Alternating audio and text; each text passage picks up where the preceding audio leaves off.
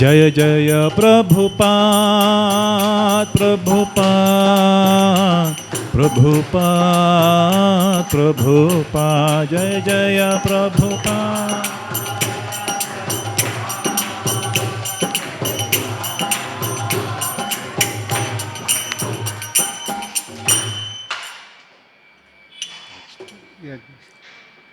जेवं विष्णुपाद परमहंस प्रजक्त स्तुत सदस्य श्रीमद स्वयं श्री भक्तिवेदांत स्वामी श्रील प्रभुपाद की, इस्कॉन संस्थापक आचार्य श्रील प्रभुपाद की। जेवं विष्णुपाद परमहंस प्रजक्त स्तुत सदस्य श्रीमद भक्ति सिद्धांत सरस्वती महाराज प्रभुपाद की। जेवं विष्णुपाद श्री गौर किशोरदास बाबा महाराज की। जेवं विष्णुपाद सच्चिदानंद श्री भक्ति विनोद ठाकुरा की। जेवं विष्णुपाद वैष्णव साहब श्री जगन्नाथ दास बाबा महाराज की। जय श्री रूप सनातन भट्ट रघुनाथ श्री जीव गोपाल भट्टदास रघुनाथ षट गोस्वामी प्रभु की जय। नमाचार्य श्रीदास ठाकुर की जय। प्रेम से गौ श्री कृष्ण चैतन्य प्रभु नित्यानंद श्री द्वैत गदाधर शिवसादि गौर भक्तवृंद की। श्री श्री राधा कृष्ण गोप गोपीनाथ श्याम कुंड राधा कुंड गिरि गोवर्धन की जय। श्री श्री कृष्ण भगवान की जय। श्री मायापुर धाम की जय। श्री वृंदावन धाम की जय। गंगामयी की जय। यमुनामयी की जय। भक्ति देवी की जय। तुलसी देवी की जय। अनंत कोटि वैष्णवंद की जय। श्री हरिनाम संकीर्तन की जय।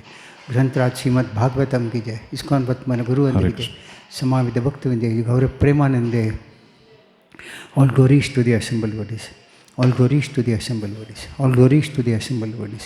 All glories to Shri Guru and Shri Gauranga. All glories to Srila Prabhupada ki jai. Om Namo Bhagavate Vasudevaya. Om Namo Bhagavate Vasudevaya. Om Namo Bhagavate Vasudevaya. Om Namo Bhagavate Vasudevaya. Om Namo Bhagavate Vasudevaya.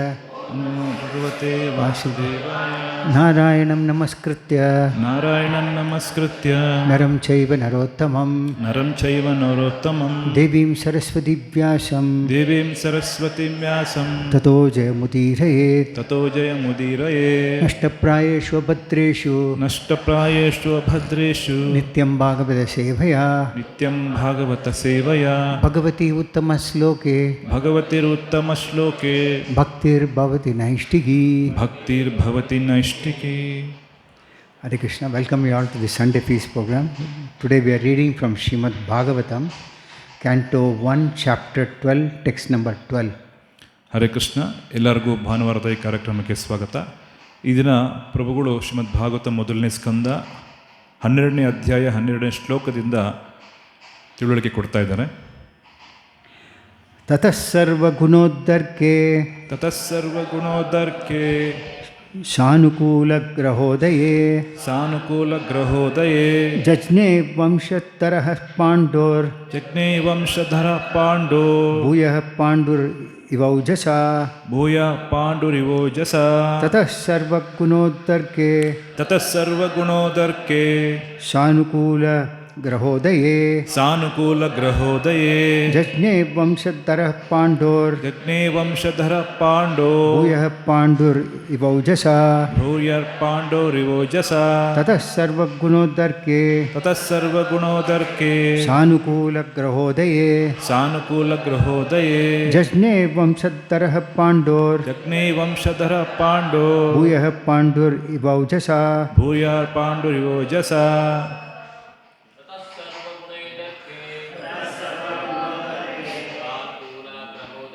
सानुकूलग्रहोदये यज्ञे वंशधरः पाण्डो भूयः पाण्डुरिवोजसा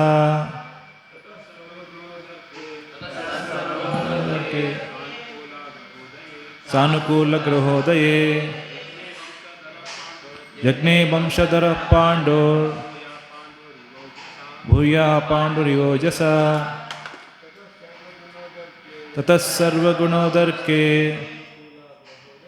सानुकूलग्रहोदये जज्ञे वंशधरः पाण्डो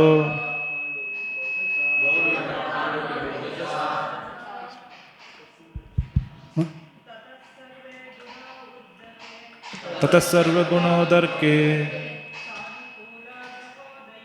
सानुकूलग्रहोदये यज्ञे वंशधरः पाण्डो भूयः पाण्डुरिवोजसा ಸರ್ವಗುಣೋದರ ಕೆ ಸಾನುಕೂಲ ಗ್ರಹೋದಯೇ ಜಜ್ಞೆ ವಂಶಧರ ಪಾಂಡೋ ಭೂರ್ಯಾ ಪಾಂಡುರ್ಯೋಜಸ ಸರ್ವಗುಣೋದರ ಕೆ ಸಾನುಕೂಲ ಗ್ರಹೋದಯೇ ಜಜ್ಞೆ ವಂಶಧರ ಪಾಂಡೋ ಭೂರ್ಯಾ ಪಾಂಡುರ್ಯೋಜಸ. Translation. English. Translation Srila Prabhupada ki jai. Thereupon, when all the good signs of the zodiac gradually evolved, the heir apparent of Pandu, who would be exactly like him in prowess, took birth. ಅನುವಾದ. ಬಳಿಕ ಗ್ರಹಗತಿಗಳ ಮೈತ್ರಿಯ ಏರ್ಪಟ್ಟು ಶುಭ ಸೂಚನೆಗಳು ಮೂಡಿದೆವು. ಆಗ ಪಾಂಡುವಿನಂತೆಯೇ ತೇಜಸ್ವಿಯಾಗಿರುವ ಪಾಂಡುವಿನ ಉತ್ತರಾಧಿಕಾರಿಯು ಹುಟ್ಟಿದನು. But also English? Okay. Purport Srila Prabhupada ki jai. Astronomical calculations of stellar influences upon a living being are not suppositions but are factual as confirmed in Srimad Bhagavatam. Every living being is controlled by the laws of nature at every minute, just as a citizen is controlled by the influence of the state. The state laws are grossly observed, but the laws of material nature, being subtle to our gross understanding, cannot be experienced grossly. As stated in Bhagavad Gita 3.9, every action of life produces another reaction which is binding upon us, and only those who are acting on behalf of Yajna or Vishnu are not bound by reactions. Our actions are judged by the higher authorities, the agents of the Lord, and thus we are awarded bodies according to our activities. The law of nature is so subtle that every part of our body is influenced by the respective stars, and a living being obtains his working body to fulfill his terms of imprisonment by the manipulation of such astronomical influence. A man's destiny is therefore ascertained by the birth time constellation of stars, and a factual horoscope is made by a learned astrologer. It is a great science, and misuse of a science does not make it useless. Maharaja Parikshit, or even the personality of Godhead, appear in certain constellations of good stars, and thus the influence is exerted upon the body, thus born at an auspicious moment. The most auspicious constellation of stars takes place during the appearance of the Lord in this material world, and it is specifically called Jayanti, a word not to be abused for any other purposes. Maharaja Parikshit was not only a great Kshatriya emperor, but also a great devotee of the Lord. Thus he cannot take his birth at any inauspicious moment. As a proper place and time is selected to receive a respectable patronage, so also to receive such a personality as Maharaja Parikshit, who was especially cared for by the Supreme Lord, a suitable moment is chosen when all the good stars assemble together to exert their influence upon the king. Thus he took his birth just to be known as the great hero of Srimad Bhagavatam. This suitable arrangement of astral influences is never a creation of man's will, but is the arrangement of the superior management of the agency of the Supreme Lord. Of course, the arrangement is made according to the good or bad deeds of the living being. Herein lies the importance of pious acts performed by the living being. Only by the pious acts can one be allowed to get good wealth, good education, and beautiful features. The samskaras of the school of Sanatana Dharma, or man's eternal engagement, are highly suitable for creating an atmosphere for taking advantage of good stellar influences, and therefore Garbhadana Samskara, or the first seedling purificatory process prescribed for the higher tastes, is the beginning of all pious acts to receive a good, pious and intelligent class of men in human society. There will be peace and prosperity in the world due to good and sane population only. There is hell and disturbance only because of the unwanted, insane populace addicted to sex indulgence. ಭಾವಾರ್ಥ. ಜೀವಿಯ ಮೇಲೆ ಪ್ರಭಾವ ಬೀರುವ ಜ್ಯೋತಿಷ್ಯ ಲೆಕ್ಕಾಚಾರಗಳು ಕಾಲ್ಪನಿಕವಲ್ಲ. ಶ್ರೀಮದ್ ಭಾಗವತದಲ್ಲಿ ದೃಢಪಟ್ಟಿರುವಂತೆ ಅವು ವಾಸ್ತವಿಕ ಸಂಗತಿಗಳು. ಪ್ರಜೆಯು ರಾಜ್ಯದ ನಿಯಮಕ್ಕೆ ಒಳಪಟ್ಟಿರುವಂತೆ ಪ್ರತಿಯೊಬ್ಬ ಜೀವಿಯು ಪ್ರತಿ ಕ್ಷಣವೂ ಪ್ರಕೃತಿ ನಿಯಮಗಳಿಂದ ನಿಯಂತ್ರಿತನು. ರಾಜ್ಯ ಕಾಯ್ದೆಗಳು ಕಣ್ಣಿಗೆ ಕಾಣುವ ರೀತಿಯಲ್ಲಿ ಸ್ಥೂಲ ಸ್ಥೂಲವಾಗಿ ಆಚರಿಸತಕ್ಕವು. ಆದರೆ ಭೌತಿಕ ಪ್ರಕೃತಿಯ ನಿಯಮಗಳು ಸೂಕ್ಷ್ಮವಾಗಿರುವುದರಿಂದ ಸ್ಥೂಲ ತಿಳುವಳಿಕೆಗೆ ಗೋಚರವಾಗುವ ರೀತಿಯಲ್ಲಿ ಅನುಭವಕ್ಕೆ ಬರುವಂಥದ್ದಲ್ಲ. ಭಗವದ್ಗೀತೆ 3ನೇ ಅಧ್ಯಾಯ 9ನೇ ಶ್ಲೋಕದಲ್ಲಿ ಹೇಳಿರುವಂತೆ ಜೀವನದ ಪ್ರತಿಯೊಂದು ಕ್ರಿಯೆಯೂ ನಮ್ಮನ್ನು ಪ್ರತಿಬಂಧಿಸುವ ಪ್ರತಿಕ್ರಿಯೆ ಇರುತ್ತದೆ. ಆದರೆ ಯಜ್ಞ ಅಥವಾ ವಿಷ್ಣುವಿನ ಉದ್ದೇಶದಿಂದ ಕ್ರಿಯೆ ಮಾಡುವವರಿಗೆ ಪ್ರತಿಕ್ರಿಯೆಗಳಿಂದ ಬಂಧನ ಏರ್ಪಡುವುದಿಲ್ಲ. ನಮ್ಮ ಕ್ರಿಯೆಗಳು ಭಗವಂತನ ದೂತರಾದ ಮೇಲಧಿಕಾರಿಗಳಿಂದ ವಿಧಾಯಕವಾಗಿರುತ್ತವೆ. ಹೀಗೆ ನಮ್ಮ ಕರ್ಮಾನುಸಾರವಾಗಿ ನಮಗೆ ದೇಹಗಳು ಇತ್ಯರ್ಥವಾಗುತ್ತವೆ. ಪ್ರಕೃತಿ ನಿಯಮವು ಎಷ್ಟು ಸೂಕ್ಷ್ಮವೆಂದರೆ ನಮ್ಮ ದೇಹದ ಪ್ರತಿ ಭಾಗವೂ ಆಯಾಯ ನಕ್ಷತ್ರಗಳಿಂದ ಪ್ರಭಾವಿತವಾಗಿರುತ್ತದೆ. ಜೀವಿಯು ಅಂತಹ ಜ್ಯೋತಿಷ್ಯ ಪ್ರಭಾವದ ಲೆಕ್ಕಾಚಾರದಿಂದ ತನ್ನ ಬಂಧನದ ಅವಧಿಯನ್ನು ಪೂರೈಸಲು ತನ್ನ ಕ್ರಿಯಾ ಶರೀರವನ್ನು ಪಡೆಯುತ್ತಾನೆ. ಆದ್ದರಿಂದ ಮನುಷ್ಯನೊಬ್ಬನ ಭವಿಷ್ಯವು ಅವನ ಜನನ ಕಾಲದ ಗ್ರಹಕೂಟದಿಂದ ನಿರ್ಧಾರಿತವಾಗಿರುತ್ತದೆ ಮತ್ತು ಅವನ ನಿಜ ಜಾತಕವನ್ನು ಜ್ಯೋತಿಷ್ಯ ವಿದ್ವಾಂಸನು ಸಿದ್ಧಗೊಳಿಸುತ್ತಾನೆ. ಇದೊಂದು ಮಹತ್ತರ ವಿಜ್ಞಾನ. ವಿಜ್ಞಾನದ ದುರುಪಯೋಗದಿಂದ ಅದು ನಿರುಪಯುಕ್ತವಾಗುವುದಿಲ್ಲ. ಪರಿಶುದ್ಧ ಮಹಾರಾಜನಾಗಲಿ ಅಥವಾ ದೇವೋತ್ತಮ ಪರಮಪುರುಷನೇ ಆಗಲಿ ಅಂತಹ ನಿರ್ದಿಷ್ಟ ಶುಭ ನಕ್ಷತ್ರಗಳ ಯೋಗವಿದ್ದಾಗ ಅವತರಿಸುತ್ತಾರೆ ಮತ್ತು ಈ ರೀತಿಯಲ್ಲಿ ಜನ್ಮ ತಳೆದ ನಿರ್ದಿಷ್ಟ ದೇಹದ ಮೇಲೆ ಶುಭ ಮುಹೂರ್ತವು ಪರಿಣಾಮ ಬೀರುತ್ತದೆ.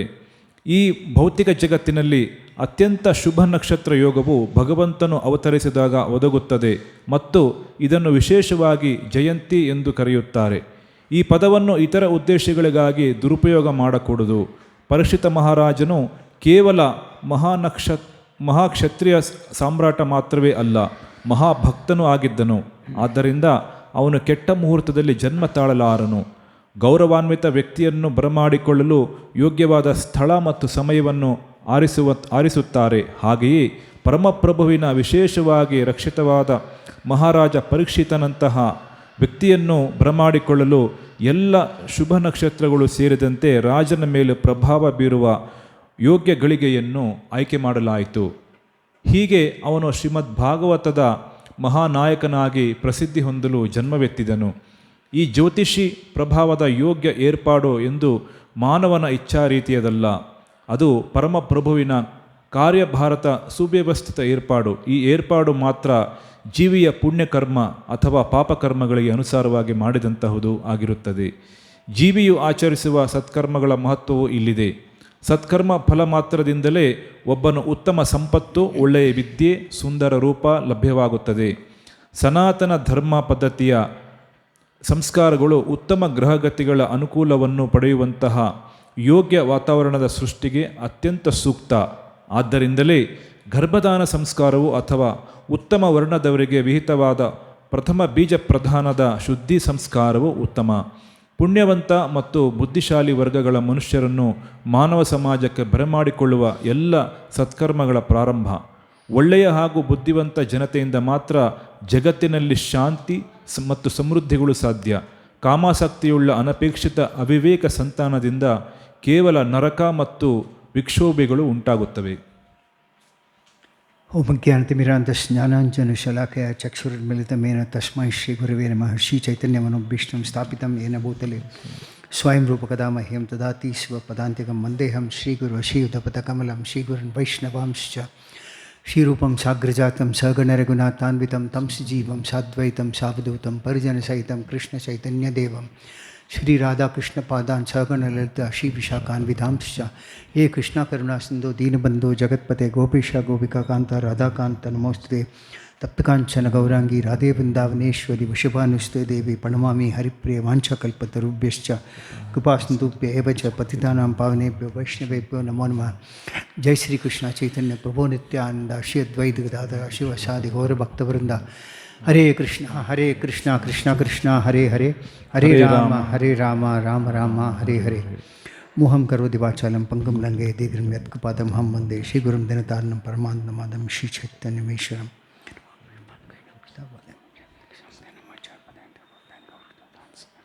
Up to what time is the class?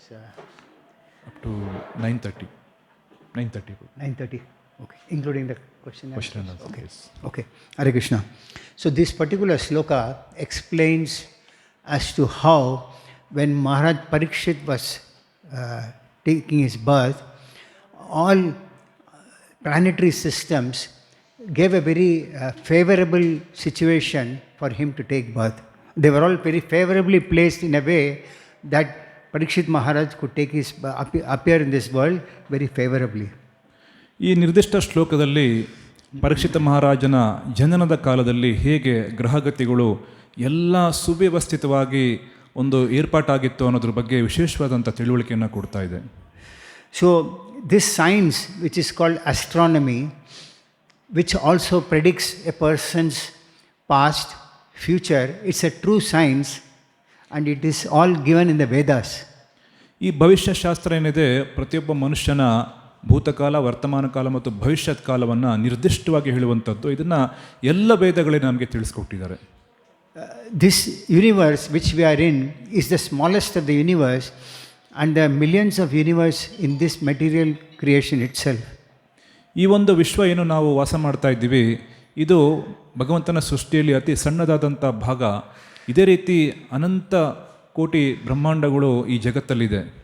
And the universes there have many more planetary systems than this universe itself. ವಿಶ್ವದಲ್ಲಿ ಈ ಒಂದು ಬ್ರಹ್ಮಾಂಡಕ್ಕಿಂತ ಭಿನ್ನವಾಗಿ ಬೇರೆ ಅನೇಕ ಬ್ರಹ್ಮಾಂಡಗಳು ಅಸ್ತಿತ್ವದಲ್ಲಿದೆ. Now, it is said that Srila Bhaktisiddhanta Saraswati Thakura himself picked up, these details are given in some Purana called Surya Siddhanta, and Srila Bhaktisiddhanta Saraswati Thakura translated this from Sanskrit to Bengali. ಶಿಲ ಭಕ್ತಿ ಸಿದ್ಧಾಂತ ಸರಸ್ವತಿ ಠಾಕೂರ್ ಅವರು ಈ ಒಂದು ವಿಜ್ಞಾನವನ್ನು ಅನೇಕ ಶಾಸ್ತ್ರಗಳಿಂದ ತಗೊಂಡು ಸೂರ್ಯ ಸಿದ್ಧಾಂತ ಅನ್ನೋ ಒಂದು ಗ್ರಂಥವನ್ನು ಅವರು ರಚನೆ ಮಾಡ್ತಾರೆ. So whatever we hear in Puranas or Mahabharata or Ramayana, they are true factual stories that have occurred not only in this planet but they keep on occurring in various planetary systems and various universes also. ಈ ಪುರಾಣ, ಮಹಾಭಾರತ, ರಾಮಾಯಣ ಇದೆಲ್ಲ ಏನು ನಾವು ನೋಡ್ತಾ ಇದ್ದೀವಿ, ಇದು ಕಾಲಾನುಗತದಲ್ಲಿ ಕೇವಲ ಈ ನಮ್ಮ ಗ್ರಹಲೋಕದಲ್ಲಿ ಅಲ್ಲದೆ ಬೇರೆ ಎಲ್ಲ ಗ್ರಹಲೋಕಗಳಲ್ಲಿ ಅದು ಶಾಶ್ವತವಾಗಿದೆ. Now, in this planet itself, there are about 33 crore demigods who are departmental managers like any other supermarket. There are so many departments. Like that, there are 33 crore demigods who manage the various affairs of these material affairs, manifestation. ಈ ಒಂದು ಬ್ರಹ್ಮಾಂಡದಲ್ಲೇ 33 ಕೋಟಿ ದೇವತೆಗಳು ಏನು ನಿಯಂತ್ರಕರಾಗಿದ್ದಾರೆ. ಅವರು ಈ ಒಂದು ಲೋಕದ ಗ್ರಹಗತಿಯ ಎಲ್ಲವನ್ನ ಅವರ ನಿಯಂತ್ರಣದಲ್ಲಿ ಇಟ್ಕೊಂಡಿದ್ದಾರೆ. Now, these managers not only manage the various affairs of individual planets, also they manage the various affairs of so many living entities in all these planets also. ಈ ಒಂದು ಗ್ರಹಲೋಕದಲ್ಲಿ ಏನು ಈ 333 ಕೋಟಿ ದೇವತೆಗಳಿದ್ದಾರೆ, ಆ ಎಲ್ಲ ದೇವತೆಗಳು ಕೇವಲ ಈ ಒಂದು ಗ್ರಹಗತಿಯಲ್ಲಿ ನಡೆಯುವಂಥ ಎಲ್ಲ ಕಾರ್ಯಗಳಲ್ಲದೆ ಎಲ್ಲ ಜೀವಿಗಳ ಬಗ್ಗೆನೂ ಸಹ ಅವರು ನಿಯಂತ್ರಣವನ್ನು ಹೊಂದಿದ್ದಾರೆ. And there are details given in Srimad Bhagavatam as to how each and every planet has got its own characteristics. For example, there are inhabitants of Siddhaloka. They can fly without any means like an aircraft from one place to the other. ಈ ಒಂದು ಶಾಸ್ತ್ರಗಳಲ್ಲಿ ಎಷ್ಟು ಉತ್ತಮವಾದಂಥ ತಿಳುವಳಿಕೆ ಕೊಟ್ಟಿದ್ದಾರೆ ಅಂತ ಹೇಳಿದ್ರೆ, ಸಿದ್ಧಲೋಕ ಅಂತ ಒಂದು ಲೋಕದಲ್ಲಿ ಇರುವಂತಹ ಜೀವಿಗಳು ಯಾವುದೇ ಒಂದು ವಿಮಾನ ಇಲ್ಲದೆ ಒಂದು ಲೋಕದಿಂದ ಇನ್ನೊಂದು ಲೋಕಕ್ಕೆ ಅವರು ಹೋಗ್ಬೋದು. Also they are mentioned about how there are planets only for birds and there are different types of animals also. We may not be able to see this, nor will the current age scientists will be able to see, but these descriptions are given in the Srimad Bhagavatam and other scriptures also. ಅಲ್ಲದೆ ಕೇವಲ ಹಕ್ಕಿಗಳಿಗೆ ಅಥವಾ ಪ್ರಾಣಿಗಳಿಗೆ ವಿಹಿತವಾದಂಥ ಕೆಲವೊಂದು ಲೋಕಗಳನ್ನು ಶಾಸ್ತ್ರಗಳಲ್ಲಿ ಹೇಳಿದ್ದಾರೆ. ಇದನ್ನು ಶ್ರೀಮದ್ ಭಾಗವತಮಲ್ಲೂ ಸಹ ಹೇಳಿದ್ದಾರೆ. ಇದನ್ನು ಸಾಮಾನ್ಯ ಮನುಷ್ಯ ಆಗಲಿ ಅಥವಾ ಒಬ್ಬ ವಿಜ್ಞಾನಿ ಆಗಲಿ ಕಂಡುಕೊಳ್ಳೋದು ಬಹಳ ಕಷ್ಟ. Now, for example, few examples are like the eye. We see with our eyes. We cannot see unless and until there is a sunlight or there is a moonlight. ಉದಾಹರಣೆಗೆ ನಾವು ನಮ್ಮ ಕಣ್ಣಿಂದ ಎಲ್ಲವನ್ನು ನೋಡ್ತೀವಿ, ಆದರೆ ಕಣ್ಣು ಯಾವಾಗ ಕೆಲಸ ಮಾಡುತ್ತೆ? ಸೂರ್ಯನ ಪ್ರಕಾಶ ಇದ್ದಾಗ ಅಥವಾ ಬೇರೆ ಬೆಳಕಿದ್ದಾಗ ಮಾತ್ರ ನಮ್ಮ ಕಣ್ಣು ಕೆಲಸ ಮಾಡುತ್ತೆ. So, sun god is the presiding deity for our eyes. Similarly, moon is the presiding deity for our mind. ಹಾಗೆ ನೋಡಿದಾಗ ನಮ್ಮ ಕಣ್ಣಿಗೆ ಅಧಿಷ್ಠಾನ ದೇವತೆ ಯಾರು ಅಂದರೆ ಸೂರ್ಯ. ಸೂರ್ಯನ ಸಹಾಯದಲ್ಲಿ ನಾವೆಲ್ಲ ಸೂರ್ಯನ ಸಹಾಯದಿಂದ ನಾವು ನೋಡ್ಬೋದು. ಅದೇ ರೀತಿ ನಮ್ಮ ಮನಸ್ಸಿಗೆ ಅಧಿಪತಿ ಯಾರು ಅಂದರೆ ಚಂದ್ರ.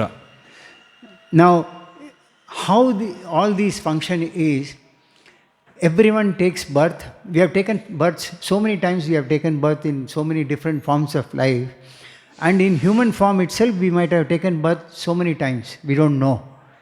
ನಾವು ಅನೇಕ ಪ್ರಾಣಿ ಪಕ್ಷಿಗಳಾಗಿ ಬೇರೆ ಬೇರೆ ಯೋನಿಗಳಲ್ಲಿ ಜನ್ಮವನ್ನು ತಗೊಂಡಿದ್ದೀವಿ. ಅದೇ ರೀತಿ ಹಿಂದೆ ಸಹ ನಾವು ಮನುಷ್ಯ ಯೋನಿಯಲ್ಲಿ ಸಹ ಜನ್ಮ ತಗೊಂಡಿದ್ದೀವಿ. ನಮಗೆ ಅದು ಗೊತ್ತಾಗ್ತಾ ಇಲ್ಲ. Now what happens is that in every birth we perform some activity. We don't know what we have performed, whether it is right or wrong, good or bad, but each one has got its individual reactions. ಪ್ರತಿಯೊಂದು ಜನ್ಮದಲ್ಲಿ ನಾವೇನಾದರೂ ಒಂದು ಕಾರ್ಯವನ್ನು ಮಾಡಿರ್ತೀವಿ. ಆ ಕಾರ್ಯ ನಮಗೆ ಒಳ್ಳೆಯದ ಕೆಟ್ಟದ ಅನ್ನೋದ್ರ ಬಗ್ಗೆ ನಮಗೆ ಅರಿವಿಲ್ಲದೆ ಇರ್ಬೋದು. ಆದರೆ ಆ ಪರ್ಟಿಕ್ಯುಲರ್ ಏನು ಕಾರ್ಯ ನಾವು ಮಾಡಿದ್ದೀವಿ ಅದಕ್ಕೆ ಒಂದು ಒಳ್ಳೆಯ ಅಥವಾ ಕೆಟ್ಟ ಫಲನ ನಾವು ಅನುಭವಿಸುತ್ತಿರ್ತೀವಿ. Now we perform pious activities, we get birth in a pious family. If we perform impious activities, we get birth in an impious family. ಪುಣ್ಯ ಮಾಡಿದಂಥ ಕೆಲಸದಿಂದ ಪುಣ್ಯವಂತರ ಮನೆಯಲ್ಲಿ ನಮಗೆ ಜನ್ಮ ಸಿಗುತ್ತೆ. ಆದರೆ ಪಾಪ ಕಾರ್ಯಗಳನ್ನು ಮಾಡಿದಂಥ ಪಕ್ಷದಲ್ಲಿ ಅತ್ಯಂತ ಪಾಪಿಗಳ ಮನೆಯಲ್ಲಿ ನಮಗೆ ಜನ್ಮ ಆಗುತ್ತೆ. Now it is given in the Shastras as to how Rahu and Ketu, people generally consider these are impious planets. They can create a lot of negative reactions. They are all descendants from Hiranyakashipu. Rahu ಮತ್ತು ಕೇತು ಅನ್ನೋ ಗ್ರಹಗಳು ಏನಿದೆ, ಆ ಗ್ರಹಗಳು ಮನುಷ್ಯರಿಗೆ ಅಥವಾ ಬೇರೆ ಜೀವಿಗಳಿಗೆ ಬಹಳ ಕೆಡುಕನ್ನು ಉಂಟು ಮಾಡೋದು ಅಂತ ಹೇಳ್ತಾರೆ. ಅದು ಹಿರಣ್ಯಕಶಿಪುವಿಂದ ಡಿಸೆಂಡೆಂಟ್ ಆಗಿ ಬಂದಿರೋದು ಅಂತ ಸಹ ಶಾಸ್ತ್ರದಲ್ಲಿದೆ. Now it is mentioned in Srimad Bhagavatam how these planets move. This quotation is given in 5th canto of Srimad Bhagavatam, which says, when bulls are yoked together and tied to a central post to thresh rice, they go around the pivot without deviating from their proper positions. One bull being closest to the post and another in the middle and third on the outside. So just like you might have seen in a field, there might be 3 bulls which may be rotating around a central pivot. So like this way only all the planetary systems revolve. ಈ ಒಂದು ಗ್ರಹಗಳು ಹೇಗೆ ಸಂಚಲನ ಮಾಡುತ್ತೆ ಅನ್ನೋದನ್ನು ಶ್ರೀಮದ್ ಭಾಗವತಂ 5ನೇ ಸ್ಕಂದದಲ್ಲಿ ವಿಶೇಷವಾದಂಥ ಜ್ಞಾನ ಕೊಡ್ತಾ ಇದ್ದಾರೆ. ಯಾವ ರೀತಿ ಒಂದು ಎತ್ತು ಒಂದು ಮಧ್ಯದಲ್ಲಿ ಇಟ್ಟಂಥ ಗೂಟಕ್ಕೆ ದಾರ ಹಾಕಿ ಕಟ್ಟಿದಾಗ ಸುತ್ತಾ ಇರುತ್ತೆ. ಅದು ಸುತ್ತಾ ಇದ್ದಾಗ ಮೊದಲನೇ ಎತ್ತು ಒಂದು ದಿಕ್ಕಿನಲ್ಲಿ ಒಂದು ಪರಿಧಿಯಲ್ಲಿ ಸುತ್ತಿದಾಗ ಎರಡನೇದು ಅದೇ ಪರಿಧಿಯಲ್ಲಿ, ಮೂರನೇದು ಅದೇ ಪರಿಧಿಯಲ್ಲಿ ಸುತ್ತಾ ಇರುತ್ತಲ್ಲ, ಹಾಗೇನೆ ಎಲ್ಲ ಗ್ರಹಗಳು ತಮ್ಮ ಕಕ್ಷೆಯಲ್ಲಿ ಸುತ್ತಾ ಇದ್ದಾವೆ. And for this planet it is given, this universe it is given that all the planets and hundreds and thousands of stars, they all revolve around the pole star, that is the planet of Dhruva Maharaj. ಧ್ರುವ ನಕ್ಷತ್ರ ಅಂತ ಏನೋ ನಾವು ನೋಡ್ತೀವಿ ಆಕಾಶದಲ್ಲಿ, ಆ ಧ್ರುವ ನಕ್ಷತ್ರವನ್ನು ಕೇಂದ್ರ ಬಿಂದುವಾಗಿ ಇಟ್ಟುಕೊಂಡು ಅನೇಕ ನಕ್ಷತ್ರಗಳು ಅನೇಕ ಗ್ರಹಗಳು ಸುತ್ತಾ ಇದೆ ಅಂತ ಶ್ರೀಮದ್ ಭಾಗವತಮಲ್ಲಿ ನಮಗೆ ಆದೇಶ ಅಂದರೆ ಸೂಚನೆ ಸಿಗ್ತಾ ಇದೆ. So next point that is mentioned is, fastened by the Supreme Personality of Godhead to the machine of material nature, according to their respective results of their fruitive activities, they are driven around the pole star by the wind and will continue to do so until the end of creation. That means all these planets and stars, we see so many stars in the night, all of them revolve around the pole star, that is Dhruva Maharaj's residence, and they cannot deviate from their path, and they are all bound by the 3 modes of material nature. 3 ಗುಣಗಳಿಗೆ ಬದ್ಧವಾಗಿ ಎಲ್ಲ ಗ್ರಹಗಳು ಧ್ರುವ ನಕ್ಷತ್ರವನ್ನು ಕೇಂದ್ರ ಬಿಂದುವಾಗಿ ಇಟ್ಟುಕೊಂಡು ಸಂಚಲನ ಮಾಡ್ತಾ ಇದೆ ಅಂತ ಹೇಳಿ ಶಾಸ್ತ್ರದಲ್ಲಿ ವಿಶೇಷವಾದಂಥ ತಿಳುವಳಿಕೆ ಕೊಡ್ತಾ ಇದ್ದಾರೆ. And next line mentions that these planets float in the air with just as clouds with tons of water float in the air.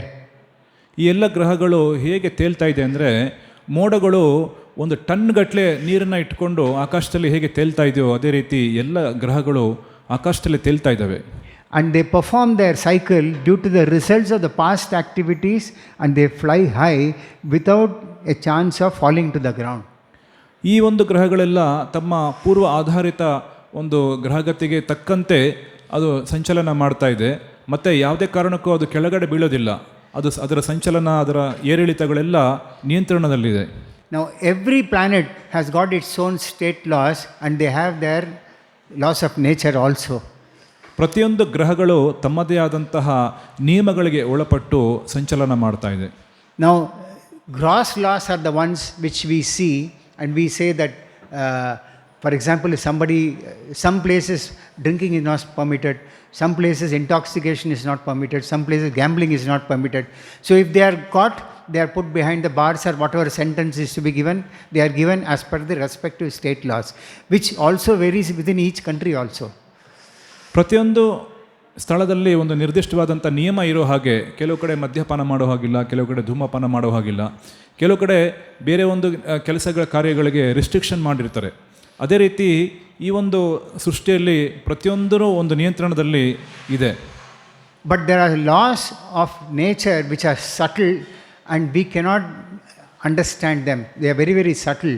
For example, if we give a charity or we give donation to a school, to a hospital, it's a pious activity. We will not know when we have performed a pious activity, when we will get the results of it, but all pious activities give their results in some birth or the other. At the same time, someone might perform an impious activity, even if it is one. He may be a very pious person, but still, in spite of all those pious activities, he might perform an impious activity. That also has got its resultant reaction, which may come anytime, any birth. ಪ್ರಕೃತಿಯ ನಿಯಮಗಳು ಅತ್ಯಂತ ಸೂಕ್ಷ್ಮವಾಗಿರುವಂಥದ್ದು. ಅದು ಹೇಗೆ ಕೆಲಸ ಮಾಡುತ್ತೆ ಅಂತ ಅರ್ಥ ಮಾಡ್ಕೊಳ್ಳೋಕ್ಕೆ ಯಾರಿಂದನೂ ಸಾಧ್ಯ ಇಲ್ಲ. ಉದಾಹರಣೆಗೆ, ಏನಾದರೂ ಒಂದು ಪುಣ್ಯ ಕಾರ್ಯವನ್ನು ನಾವು ಮಾಡ್ತೀವಿ, ಏನೋ ಒಂದು ಸ್ಕೂಲ್ಗೆ ಡೊನೇಷನ್ ಕೊಡೋದಾಗಿರ್ಬೋದು, ಅಥವಾ ಹಸಿದವ್ರಿಗೆ ಆಹಾರವನ್ನು ಕೊಡೋದಾಗಿರ್ಬೋದು, ಅದರ ಒಂದು ರಿಸಲ್ಟ್ ನಮಗೆ ಯಾವಾಗ ಸಿಗುತ್ತೆ, ಯಾವಷ್ಟು ಜನ್ಮಗಳಾದಮೇಲೆ ನಮಗೆ ಸಿಗ್ತಾ ಇದೆ ಅನ್ನೋದ್ರ ಬಗ್ಗೆ ಯಾವುದೇ ಒಂದು ನಿಖರವಾದ ಮಾಹಿತಿನ ಮನುಷ್ಯ ಹೇಳೋದಕ್ಕೆ ಸಾಧ್ಯ ಇಲ್ಲ. ಉದಾಹರಣೆಗೆ, ಪುಣ್ಯ ಕಾರ್ಯಗಳನ್ನು ಮಾಡುವಂತಹ ಮನುಷ್ಯ ತನ್ನ ಪುಣ್ಯಕಾರ್ಯದ ಫಲಗಳನ್ನು ತಾನು ಅನುಭವಿಸೋ ಹಾಗೆ, ಅವನೇನಾದರೂ ಕೆಟ್ಟ ಕಾರ್ಯವನ್ನು ಮಾಡಿದ್ರೆ ಅದರದ್ದು ಫಲವನ್ನು ಪ್ರತ್ಯೇಕವಾಗಿ ಅವನು ಅನುಭವಿಸಿ ತೀರಬೇಕಾಗುತ್ತೆ. ಇವೆಲ್ಲ ನಿಯಮಗಳು, ಪ್ರಕೃತಿ ನಿಯಮಗಳು ಬಹಳ ಸೂಕ್ಷ್ಮವಾಗಿ ಇರುವಂಥದ್ದು. Now, astrology is a science which can predict a person's past, his present and future also, provided there is a good astrologer, which is not available in this Kali Yuga. Astrology, ಏನು ನಾವು ಭವಿಷ್ಯಶಾಸ್ತ್ರ ಅಂತ ಹೇಳ್ತಾ ಇದ್ದೀವಿ, ಅದು ಒಬ್ಬ ಜೀವಿಯ ಹಿಂದಿನ ಕಾಲದ ಮತ್ತು ವರ್ತಮಾನ ಕಾಲದ, ಭವಿಷ್ಯ ಕಾಲದ ಎಲ್ಲ ಸಂಗತಿಗಳನ್ನು ವಿವರವಾಗಿ ಹೇಳುವಂಥದ್ದು. ಅಷ್ಟು ವಿವರವಾದಂತಹ ಆ ಒಂದು ವಿಜ್ಞಾನ ಈಗಿನ ಭೌತಿಕ ಜಗತ್ತಲ್ಲಿ, ಕಲಿಯುಗದಲ್ಲಿ ಅದು ನಷ್ಟ ಆದಂತೆ ನಮಗೆ ಕಾಣ್ತಾ ಇದೆ. There may be still one in thousands or one in millions who may be able to predict something in truth, but they may not be able to predict the complete totality of a person's past or future. ಇಂಥ ಲಕ್ಷಾಂತರ ಮಂದಿ ಭವಿಷ್ಯಶಾಸ್ತ್ರಜ್ಞರಲ್ಲಿ ಯಾರೋ ಒಬ್ಬರು ಇಬ್ಬರಿಗೆ ಭವಿಷ್ಯ ಅಥವಾ ವರ್ತಮಾನ ಕಾಲವನ್ನು ಸರಿಯಾಗಿ ನೋಡುವಂತಹ ಒಂದು ಶಕ್ತಿ ದೇವರು ಕೊಟ್ಟಿರ್ಬೋದು. ಆದರೆ ಅವರು ಸಹ ನಿರ್ದಿಷ್ಟವಾಗಿ ಹೀಗೆ ಆಗುತ್ತೆ ಅಂತ ಹೇಳೋದಕ್ಕೆ ಸಾಧ್ಯ ಆಗ್ತಾ ಇಲ್ಲ. But one who has surrendered to the Supreme Lord, he becomes free from many. I'm not saying that in one birth everything will be completely nullified. To the extent that a person surrenders to the Lord, to that extent the Lord also nullifies many sinful reactions. And the next birth, his constellation of the stars and planets change accordingly. ಆದರೆ ಯಾರು ದೇವೋತ್ತಮ ಪರಮ ಪುರುಷನಾದಂತಹ ಕೃಷ್ಣನಿಗೆ ಸಂಪೂರ್ಣವಾಗಿ ಶರಣಗತಿ ಆಗ್ತಾರೆ, ಅವರ ಹಿಂದಿನ ಎಲ್ಲ ಪಾಪಪೂರಿತ ಪ್ರತಿಕ್ರಿಯೆಗಳನ್ನು ಭಗವಂತ ಅವರು ನಾಶ ಮಾಡ್ತಾರೆ. ಆದರೆ ಆ ವ್ಯಕ್ತಿ ಎಷ್ಟರ ಮಟ್ಟಿಗೆ ಭಗವಂತನಿಗೆ ಶರಣಾಗಿದ್ದಾನೆ ಅನ್ನೋದ್ರ ಮೇಲೆ ಇದು ನಿರ್ಧಾರ ಆಗುತ್ತೆ. ಅಷ್ಟೇ ಅಲ್ಲದೆ ಮುಂದಿನ ಜನ್ಮದಲ್ಲಿ ಅವನ ಒಂದು ಜನ್ಮದ ಕಾಲದಲ್ಲಿ ಏನು ಗ್ರಹಗತಿಗಳು ಇದೆಯೋ ಅದನ್ನೆಲ್ಲ ನಿರ್ಧಾರ ಮಾಡೋದು ದೇವೋತ್ತಮ ಪರಮ ಪುರುಷ ಆಗಿರುವಂಥ ಕೃಷ್ಣ, ಹೃದಯದಲ್ಲಿ ಅಂತರಸ್ಥ ಆಗಿರುವ ಪರಮಾತ್ಮ. If we go to the society today, many might exploit the common man by extracting some money or extracting something in return and might predict, but it may not come true. They might give some predictions, but it may not come true. ಆದರೆ ಕೆಲವೊಂದು ಶಾಸ್ತ್ರಜ್ಞರು ನಿರ್ದಿಷ್ಟವಾಗಿ ಹೀಗೆ ಆಗುತ್ತೆ ಅಂತ ಹೇಳ್ತಾರೆ, ಆದರೆ ಅಷ್ಟು ಸತ್ಯವಾಗಿ ಅದು ನಡೆಯುತ್ತೆ ಅಂತ ಏನು ಹೇಳೋಕ್ಕಾಗೋದಿಲ್ಲ. So, Maharaj Parikshit appeared at a time when the constellation of stars were very, very favorable. Similarly, when the personality of Godhead Krishna appears in various incarnations, at that time also the constellations and stars, they give a very favorable position. ಮಹಾರಾಜ ಪರೀಕ್ಷಿತನ ಜನನದ ಕಾಲದಲ್ಲಿ ಎಲ್ಲ ಗ್ರಹಗತಿಗಳು ಬಹಳ ಅನುಕೂಲಕರವಾಗಿತ್ತು. ಅದೇ ರೀತಿ ದಿವೋತ್ತಮ ಪರಮಪುರುಷ ಕೃಷ್ಣ ಅವರ ಜನ್ಮ ಕಾಲದಲ್ಲಿ ಎಲ್ಲ ಗ್ರಹಗತಿಗಳು ಅತ್ಯಂತ ಸುವ್ಯವಸ್ಥಿತವಾಗಿ ಇತ್ತು ಅನ್ನೋದನ್ನು ನಾವು ಶಾಸ್ತ್ರದಲ್ಲಿ ಓದ್ತೀವಿ. That is why in the purport Srila Prabhupada mentions that one should not use this word Jayanti for anybody else excepting for the Lord or his pure devotees. ಹಾಗೆ ಶ್ರೀಲ ಪ್ರಭುಪಾದರು ಹೇಳ್ತಾ ಇದ್ದಾರೆ, ಜಯಂತಿ ಅನ್ನೋ ಈ ಶಬ್ದವನ್ನು ಯಾವ ಈ ಗ್ರಹಗತಿಗಳೆಲ್ಲ ಬಹಳ ಚೆನ್ನಾಗಿ ಆಯೋಜಿತ ಆಗಿರುತ್ತೆ, ಅಲ್ಲಿ ದೇವೋತ್ತಮ ಪರಮಪುರುಷ ಬರ್ತಾರೆ ಅಂತ ಜಯಂತಿ ಅನ್ನೋ ಒಂದು ಶಬ್ದವನ್ನು ಬೇರೆ ಕಡೆ ಎಲ್ಲೂ ಅಥವಾ ಬೇರೆ ಯಾರಿಗೂ ಉಪಯೋಗಿಸಬಾರ್ದು ಅನ್ನೋದನ್ನು ಹೇಳ್ತಾರೆ. So Parikshit Maharaj was a very, very great devotee of the Lord. He was took birth in the descendant of the Pandavas. Parikshit ಮಹಾರಾಜರು ಅತ್ಯಂತ ಉತ್ತಮವಾದಂತಹ ಭಕ್ತರಾಗಿದ್ದರು. ಪಾಂಡವರ ಕುಲದಲ್ಲಿ ಅವರು ಜನ್ಮವನ್ನು ತಾಳ್ತಾರೆ. So because he was a great devotee of the Lord and he took birth in a pious family, the stars were also favorable. But what happens is that when any other materialistic person takes birth in this material world, each and every star, for example, it is given in the Srimad Bhagavatam, the planet Jupiter or the planet Sun, their effect on an individual person has an reflection in terms of anger. For example, we have taken birth at a particular time. We say Tithi and Graha Nakshatra and all those things. I'm not into that. But example is given that if Sun is a very dominating in a position at the time of birth, it infuriates anger on that person. ಮಹಾರಾಜ ಪರೀಕ್ಷಿತ ಅವರ ಜನನ ಕಾಲದಲ್ಲಿ ಗ್ರಹಗತಿಗಳು ಬಹಳ ಚೆನ್ನಾಗಿ ಆಯೋಜಿತ ಆಗಿತ್ತು. ಕೆಲವರು ಜನ್ಮ ತಗೊಳ್ಳುವಂಥ ಕಾಲದಲ್ಲಿ ಅವರ ಗ್ರಹಗತಿಗಳಿಗೆ ಅನುಗುಣವಾಗಿ ಅವರ ಮನದ ಸಿದ್ಧಾಂತವನ್ನು ಹೇಳ್ತಾರೆ. ಉದಾಹರಣೆಗೆ ಜನ್ಮ ತಗೊಳ್ಳೋ ಕಾಲದಲ್ಲಿ ಸೂರ್ಯದ ಪ್ರಭಾವ ಹೆಚ್ಚಾಗಿದ್ದಾಗ ಅವ್ರ ಮೇಲೆ ಕೋಪ ಜಾಸ್ತಿ ಪ್ರಭಾವ ಬೀರುತ್ತೆ ಅಂತ ಹೇಳ್ತಾರೆ. ಅದೇ ರೀತಿ ಬೇರೆ ಬೇರೆ ಗ್ರಹಗತಿಗಳ ಕಾಲದಲ್ಲಿ ಅವರ ಮನ ಪರಿಸ್ಥಿತಿ ಆಗಿರ್ಬೋದು, ಅವರ ದೇಹ ರಚನೆ ಆಗಿರ್ಬೋದು, ಅದೆಲ್ಲ ಒಂದು ನಿಯಮಕ್ಕೆ ಒಳಪಡುತ್ತೆ ಅಂತ ಹೇಳ್ತಾರೆ. Similarly, there is mention about in Srimad Bhagavatam what is an eclipse. So eclipse, it is said at the time of eclipse there are a lot of negative effects that take place, creating a lot of disturbance in the total creation. We might not have experienced here, but it is a fact, and there might be instances that might have happened here also. Apart from external disturbances, it is said that it creates a lot of disturbance even within one's mind during the eclipse time, because the moon is disturbed, which is the presiding deity of mind. ಉದಾಹರಣೆಗೆ ಗ್ರಹಣದ ಕಾಲ ಅತ್ಯಂತ ಅಶುಭ ಅಂತ ಹೇಳ್ತಾರೆ. ಕಾರಣ ಏನಂದರೆ ಆ ಕಾಲದಲ್ಲಿ ಸಾಕಷ್ಟು ಕ್ಷೋಭೆಗಳಿಗೆ ಅದು ಮುನ್ಸೂಚನೆಯಾಗಿ ತೋರುತ್ತೆ ಅಂತ ಹೇಳ್ತಾರೆ. ಉದಾಹರಣೆಗೆ ಗ್ರಹಣ ಕಾಲದಲ್ಲಿ ಎಲ್ಲರ ಮನಸ್ಸಿನ ಮೇಲೆ ಸಹ ಅದು ಪ್ರಭಾವ ಬೀರುತ್ತೆ ಅಂತ ಹೇಳ್ತಾರೆ. ಯಾಕೆಂದರೆ ಗ್ರಹಣ ಕಾಲದಲ್ಲಿ ಚಂದ್ರನ ಮೇಲೆ ಪ್ರಭಾವ ಬೀರೋದ್ರಿಂದ, ಚಂದ್ರ ಎಲ್ಲರ ಮನಸ್ಸಿಗೆ ಅಧಿಷ್ಠಾನ ದೇವತೆ ಆಗಿರೋದ್ರಿಂದ ಚಂದ್ರನ ಮೇಲೆ ಬೀರುವಂಥ ಪ್ರಭಾವ ಎಲ್ಲರ ಮನಸ್ಸಿನ ಮೇಲೆ ಸಹ ಪ್ರಭಾವ ಬೀರುತ್ತೆ ಅಂತ ಹೇಳ್ತಾರೆ. So many times we might be worried, what will be my future? Particularly when we hear a class like this, we might think what will be my future. But Srila Bhaktivinoda Thakura says that one should not worry about what his past is, one should not worry what his future will be.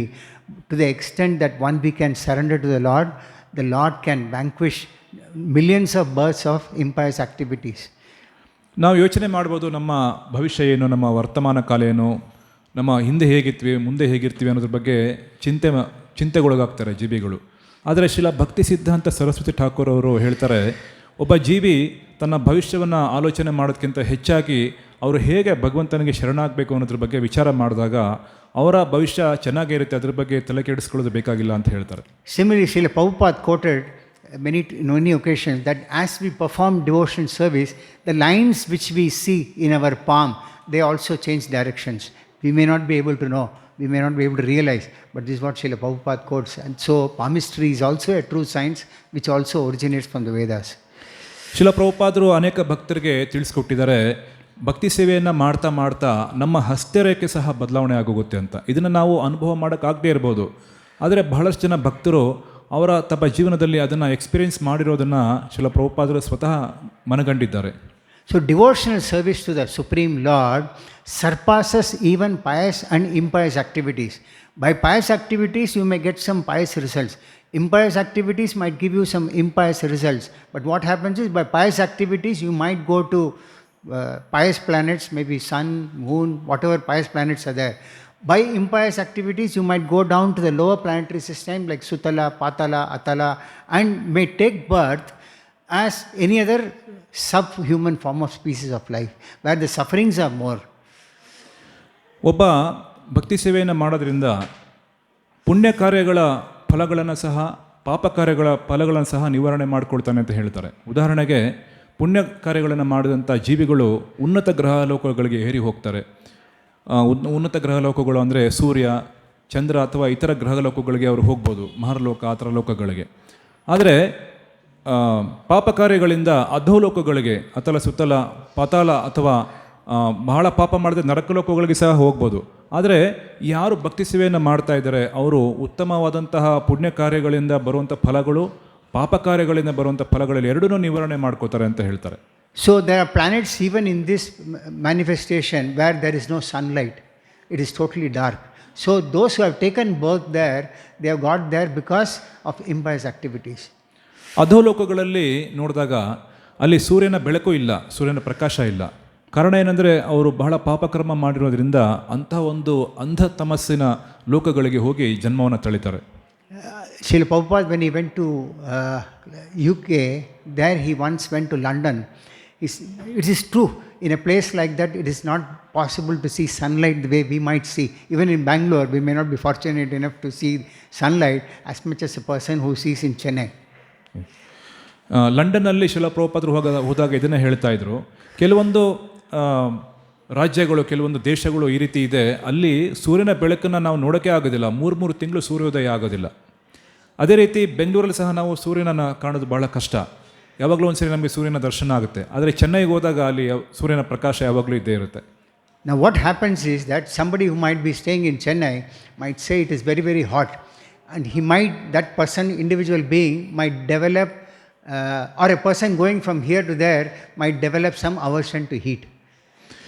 ಉದಾಹರಣೆಗೆ ಚೆನ್ನೈಲಿರೋರು ಸೂರ್ಯ ಜಾಸ್ತಿ ಇರೋದ್ರಿಂದ ಅಲ್ಲಿ ಬಹಳ heat ಆಗಿದೆ ಅಂತ ಹೇಳ್ಬೋದು. ಆದರೆ ಇಲ್ಲಿಂದ ಅಲ್ಲಿಗೆ ಹೋದವರು ಇದರ ಪ್ರಭಾವವನ್ನು ಅನುಭವಿಸ್ತಾರೆ ಕೆಲವು ಸರಿ. Now such a person might form an impression in his mind that he has got aversion to heat. Someone might have an aversion to cold. ಇಲ್ಲಿಂದ ಅಲ್ಲಿಗೆ ಹೋದವರು ಬಹಳ ಉಷ್ಣಾಂಶವನ್ನು ಅನುಭವಿಸ್ತಾರೆ. ಆದರೆ ಕೆಲವರು ಉಷ್ಣಾಂಶ ಇರುವಂಥ ಜಾಗದಿಂದ ಬೆಂಗಳೂರಿಗೆ ಬಂದಾಗ ಅವರು ಅನ್ಕೋಬೋದು ಇಲ್ಲಿ ಭಾಳ ಚಳಿ ಇದೆ ಅಂತ. So what happens is there is an impression that is formed in the mind, and there is a particular demigod who also takes care of these functions also. Our hands are taken care of by a particular demigod. Legs are taken care of a particular demigod. Mind, intelligence, ego, so many parts of the body are there, and each and every demigod, they are responsible for the functions of each of these. ಈ ಒಂದು ಪ್ರಭಾವ ನಮ್ಮ ಮನಸ್ಸಿನ ಮೇಲೆ, ಬುದ್ಧಿಯ ಮೇಲೆ, ಅಹಂಕಾರದ ಮೇಲೆ ಸದಾಕಾಲ ಆಗ್ತಾ ಇರುತ್ತೆ. ಇದಕ್ಕೆ ಕಾರಣ ಏನು ಅಂದರೆ ಪ್ರತಿಯೊಂದು ಅಂಶಗಳಿಗೆ ಬೇರೆ ಬೇರೆ ದೇವತೆಗಳ ಪ್ರಭಾವ ಇರುತ್ತೆ. ಮನಸ್ಸು, ಬುದ್ಧಿ, ಅಹಂಕಾರ ಇದಕ್ಕೆಲ್ಲ ಒಂದೊಂದು ನಿರ್ದಿಷ್ಟ ದೇವತೆಯ ಪ್ರಭಾವ ನಮ್ಮ ಮೇಲೆ ಯಾವಾಗಲೂ ಇರುತ್ತೆ. So from here we come to the next point. There is something called samskaras which are given in the Shastras which can change these aspects of life. ಇಲ್ಲಿ ಶಾಸ್ತ್ರದಲ್ಲಿ ಇನ್ನೊಂದು ಮುಖ್ಯವಾದಂಥ ವಿಚಾರ ಹೇಳ್ತಾ ಇದ್ದಾರೆ, ಸಂಸ್ಕಾರಗಳು ಅಂತ. ಈ ಸಂಸ್ಕಾರಗಳು ಒಬ್ಬ ಮನುಷ್ಯನ ಭವಿಷ್ಯ, ವರ್ತಮಾನ ಮತ್ತು ಭೂತಕಾಲವನ್ನು ಸಹ ಬದಲಾವಣೆ ಮಾಡ್ಬೋದು ಅಂತ ಹೇಳ್ತಾರೆ. ಅಂದರೆ ಈ ಒಂದು ಸಂಸ್ಕಾರಗಳಿಂದ ಒಬ್ಬ ವ್ಯಕ್ತಿ ಉತ್ತಮವಾದಂತಹ ಜನ್ಮವನ್ನು ಸಹ ತಳಿಬೋದು. These samskaras are called mental impressions that are formed in one's mind through his activities in the course of so many births. ಈ ಸಂಸ್ಕಾರಗಳು ಪ್ರಜ್ಞೆಯಿಂದ ಒಬ್ಬ ವ್ಯಕ್ತಿಯನ್ನು ಬದಲಾವಣೆ ಮಾಡ್ಬೋದು. ಇಂಥ ಒಂದು ಪ್ರಜ್ಞೆ ಅನೇಕ ಜನ್ಮಗಳಲ್ಲಿ ಅವನೇನು ಹೊತ್ಕೊಂಡು ಬರ್ತಾ ಇದ್ದಾನೆ ಅಂಥ ಪ್ರಜ್ಞೆಯನ್ನೇ ಬದಲಾವಣೆ ಮಾಡುವಂಥ ಉತ್ತಮವಾದಂಥ ಸಂಸ್ಕಾರಗಳಾಗಿವೆ. It is said that there are 2 types of samskaras. One is the bhakti samskaras, and the other samskaras are material samskaras. That is the impression that is formed in the mind. 2 ಸಂಸ್ಕಾರದ ಬಗ್ಗೆ ಇಲ್ಲಿ ಹೇಳ್ತಾ ಇದ್ದಾರೆ. ಒಂದು ಭಕ್ತಿ ಸಂಸ್ಕಾರ, ಇನ್ನೊಂದು ಭೌತಿಕವಾದಂಥ ಸಂಸ್ಕಾರಗಳು. ಈ ಎರಡೂ ಸಹ ನಮ್ಮ ಪ್ರಜ್ಞೆಯ ಮೇಲೆ ಪ್ರಭಾವ ಬೀರ್ತಾ ಇದೆ. These material samskaras directly affect the consciousness within us. ಈ ಒಂದು ಭೌತಿಕ ಸಂಸ್ಕಾರಗಳು ನೇರವಾಗಿ ನಮ್ಮ ಮನಸ್ಸಿನ ಮೇಲೆ ಪ್ರಭಾವ ಬೀರ್ತಾ ಇದೆ. For example, in this birth, somebody's finger gets burnt, maybe at a childhood or at a later stage, one develops aversion for fire. So in the next birth when he takes, from the beginning itself he develops an aversion for fire. ಉದಾಹರಣೆಗೆ ಈ ಜನ್ಮದಲ್ಲಿ ನಾವು ಏನಾದ್ರು ಬೆಂಕಿ ಮುಟ್ಟಿ ಅದನ್ನು ಸುಟ್ಕೊಂಡಾಗ ನಮಗೆ ಅದರ ಬಗ್ಗೆ ಸದಾ ಅರಿವು ಇರುತ್ತೆ. ಅದೇ ರೀತಿಯಾಗಿ ಈ ಸಂಸ್ಕಾರಗಳು ಯಾರಿಗಾಗುತ್ತೆ ಅವರು ಮುಂದಿನ ಜನ್ಮದಲ್ಲಿ ಸಹ ಈ ಒಂದು ಪ್ರಜ್ಞೆಯನ್ನು ಹೊಂದಿರ್ತಾರೆ. So another example that is given is sometimes people get drowned in water.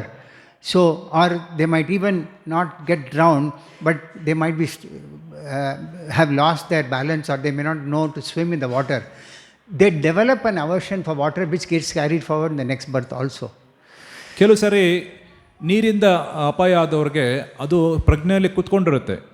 ಹಾಗಾಗಿ ಅವರು ಮುಂದಿನ ಜನ್ಮಕ್ಕೆ ಹೋದರೂ ಸಹ ಅಲ್ಲಿ ನೀರಿಂದ ಭಯ ಪಡ್ತಾ ಇರ್ತಾರೆ. ಅವ್ರಿಗೆ ಈಜು ಕಲಿಯೋದಕ್ಕೆ ಸಾಧ್ಯ ಆಗಿದ್ರೂ ಅದನ್ನು ಮಾಡೋಕ್ಕಾಗ್ತಾ ಇರಲ್ಲ, ಯಾಕೆಂದರೆ ಆ ಪ್ರಜ್ಞೆ ಅವರಲ್ಲಿ ಇರೋದಿಲ್ಲ. So if you see, there's so many activities we perform throughout the day. We might have performed in so many days, so many months, years. We don't even remember what we have done.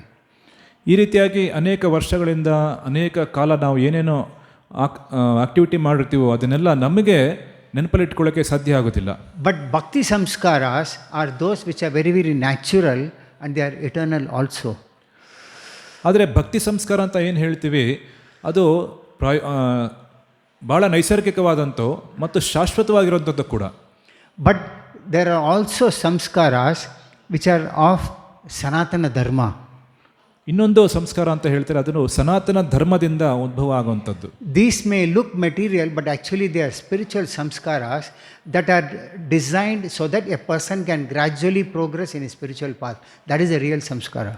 ಇದು ಭೌತಿಕವಾಗಿ ನಮ್ಮ ಕಣ್ಣಿಗೆ ಕಾಣಿಸಿದ್ರು ಸಹ ಒಬ್ಬ ವಿಯಕ್ತಿಯನ್ನು ಕ್ರಮೇಣವಾಗಿ ಭಕ್ತಿ ಸೇವೆಯಲ್ಲಿ ಮುಂದುವರಿಸಿಕೊಂಡು ಹೋಗುವಂಥದ್ದು ಈ ಒಂದು ಸಂಸ್ಕಾರ ಸಹ ಉತ್ತಮವಾಗಿದೆ. So in this purport there is a mention about Garbhadana samskara. We will try to understand little bit about that. Not much, but little bit. ಈ ಒಂದು ಭಾವಾರ್ಥದಲ್ಲಿ ಪ್ರಭುಪಾದರು ಗರ್ಭಧಾನ ಸಂಸ್ಕಾರ ಅನ್ನೋದ್ರ ಬಗ್ಗೆ ಹೇಳಿದ್ದಾರೆ. ಅದ್ರ ಬಗ್ಗೆ ಸ್ವಲ್ಪ ತಿಳುವಳಿಕೆ ಪಡ್ಕೊಳ್ಳೋಣ. Now if you look at our own body, there are two things. One is we have this material body and we have a spirit soul inside. And the material body is effective only as long as the spirit soul is there. ನಾವು ಈ ದೇಹದಲ್ಲೇ ಎರಡು ವಿಭಿನ್ನತೆಯನ್ನು ಕಾಣ್ಬೋದು. ಒಂದು ಭೌತಿಕವಾದಂಥ ದೇಹ ಮತ್ತು ಆತ್ಮ. ಈ ಒಂದು ಆತ್ಮ ಎಲ್ಲಿವರೆಗೂ ಈ ದೇಹ ಇರುತ್ತೆ ಅಂದರೆ ಆತ್ಮ ಎಲ್ಲಿವರೆಗೂ ಈ ದೇಹದಲ್ಲಿ ಇರುತ್ತೋ ಅಲ್ಲಿವರೆಗೂ ಈ ದೇಹಕ್ಕೆ ಅಸ್ತಿತ್ವ ಇರುತ್ತೆ. So similarly science is two, that is spiritual science and material science. Without spiritual science, material science has no value. One may get some advancement materially. For example, some might be very highly qualified in the field of science, mastered, you get directorate and so many things. But it will not help to progress in spiritual science. ಅದೇ ರೀತಿ ಭೌತಿಕ ವಿಜ್ಞಾನ ಮತ್ತು ಆಧ್ಯಾತ್ಮಿಕ ವಿಜ್ಞಾನ ಎರಡೂ ಅಸ್ತಿತ್ವದಲ್ಲಿದೆ, ಎರಡೂ ಸತ್ಯನೇ. ಆದರೆ ಎಲ್ಲಿವರೆಗೂ ಆಧ್ಯಾತ್ಮಿಕ ವಿಜ್ಞಾನವನ್ನು ಅರ್ಥ ಮಾಡ್ಕೊಳ್ಳೋದಿಲ್ಲ, ಭೌತಿಕ ವಿಜ್ಞಾನಕ್ಕೆ ಏನು ಬೆಲೆ ಇಲ್ಲ. ಅಂದರೆ ಭೌತಿಕ ವಿಜ್ಞಾನ ಸಹ ಆಧ್ಯಾತ್ಮಿಕ ವಿಜ್ಞಾನದ ಮೇಲೆ ಆಧಾರಿತವಾಗಿದೆ. ಒಬ್ಬ ವ್ಯಕ್ತಿ ಒಬ್ಬ ದೊಡ್ಡ ವಿಜ್ಞಾನಿ ಆಗಿರ್ಬೋದು, ಡೈರೆಕ್ಟರೇಟ್ ಆಗ್ಬೋದು ಮುಂದೆ, ಆದರೆ ಅದು ನೇರವಾಗಿ ಅವನನ್ನು ಉತ್ತಮಪಡಿಸುತ್ತೆ ಅಂದರೆ ಅದು ಸಾಧ್ಯ ಇಲ್ಲ. ಅವನು ಭಕ್ತಿ ಸೇವೆಗೆ ಬರಲೇಬೇಕು. One might advance very much by which he might get material wealth, education, beautiful family, so many things. But at the same time, after having a lot of opulence, if he is miserly in nature, it can also happen that if his living conditions are like an animal, next birth he might take birth as a snake, which has got the same poisonous nature. ಒಬ್ಬ ವ್ಯಕ್ತಿ ಭೌತಿಕವಾಗಿ ಎಲ್ಲ ರೀತಿಯಾದಂತಹ ಅನುಕೂಲಗಳನ್ನು ಹೊಂದಿರ್ಬೋದು. ಒಳ್ಳೆಯ ಜನ್ಮ, ಒಳ್ಳೆಯ ವಿದ್ಯೆ, ಒಳ್ಳೆಯ ಕುಟುಂಬ, ಒಳ್ಳೆಯ ಒಂದು ಪರಿವಾರ ಎಲ್ಲ ಹೊಂದಿರ್ಬೋದು.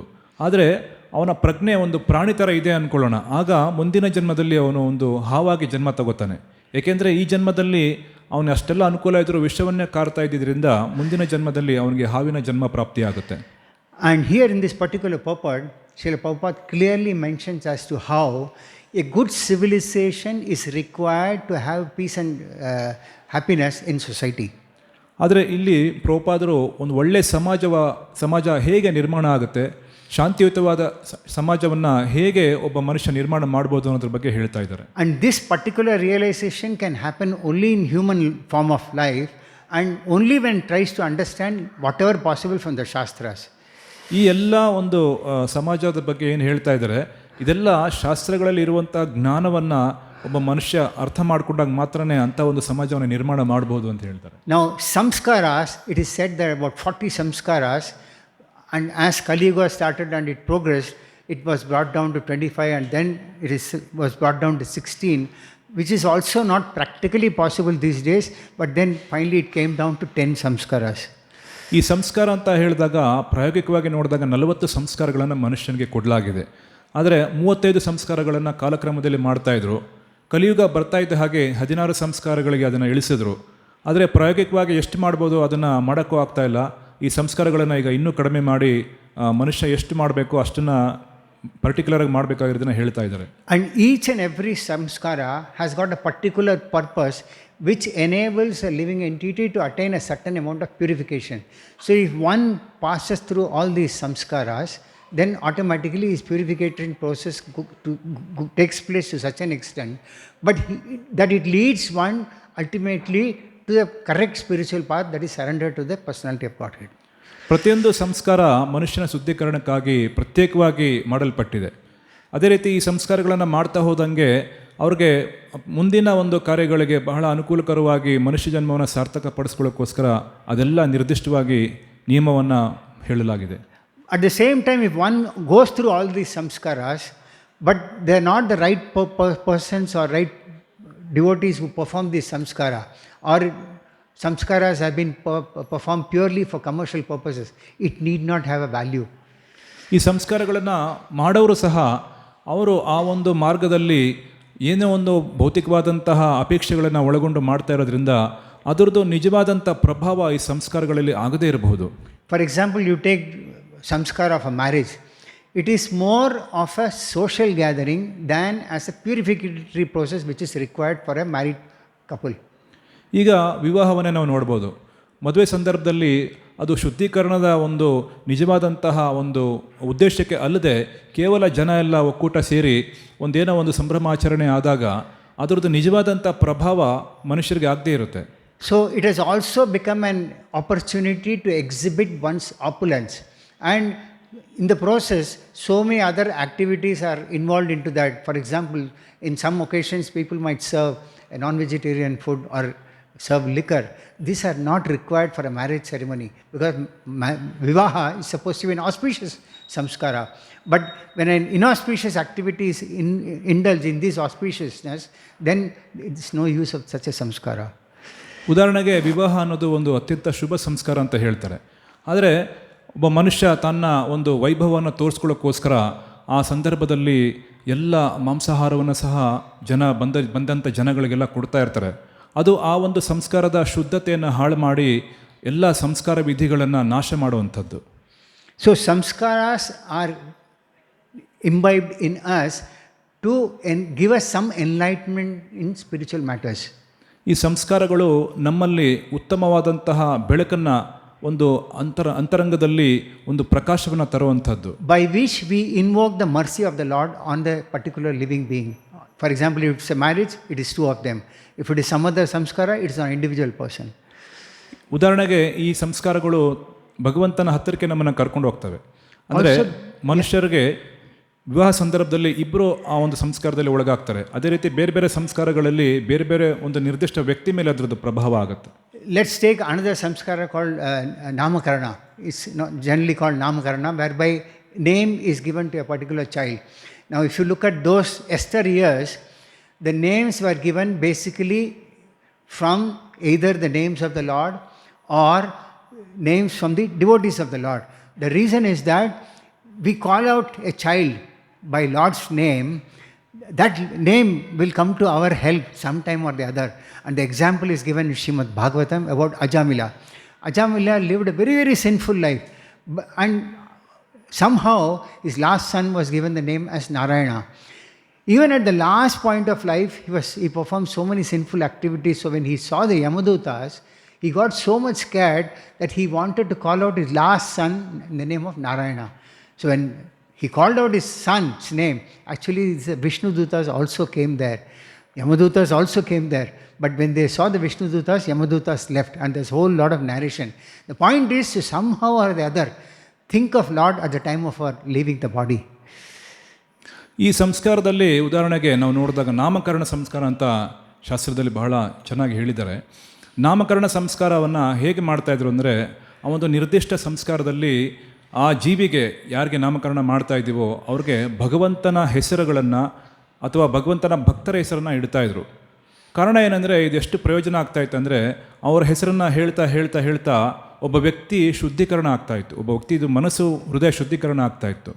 ಉದಾಹರಣೆಗೆ ಶ್ರೀಮದ್ ಭಾಗವತಮಲ್ಲಿ ಅಜಾಮಿಳನ ಕಥೆಯಲ್ಲಿ ನಾವು ನೋಡಿದಾಗ, ಅಜಾಮಿಳ ತನ್ನ ಜೀವನದಲ್ಲಿ ಅನೇಕ ಪಾಪ ಕಾರ್ಯಗಳನ್ನು ಮಾಡಿದರೂ ಸಹ ತನ್ನ ಕೊನೆ ಮಗನಿಗೆ ನಾರಾಯಣ ಅನ್ನೋ ಹೆಸರು ಇಟ್ಟಿದ್ದರಿಂದ ಆ ಹೆಸರನ್ನು ಉಚ್ಚಾರಣೆ ಮಾಡ್ತಾ ಮಾಡ್ತಾ ಅವನು ಶುದ್ಧೀಕರಣ ಆಗ್ತಾನೆ. ಅಂತ್ಯಕಾಲದಲ್ಲಿ ಅವನು ಯಮದೂತರನ್ನು ನೋಡಿದಾಗ ನಾರಾಯಣ ಅಂತ ಜೋರಾಗಿ ಕಿರ್ಚ್ಕೋತಾನೆ. ಆಗ ವಿಷ್ಣು ದೂತರು ಬಂದು ಅವನನ್ನು ರಕ್ಷಣೆ ಮಾಡ್ತಾರೆ.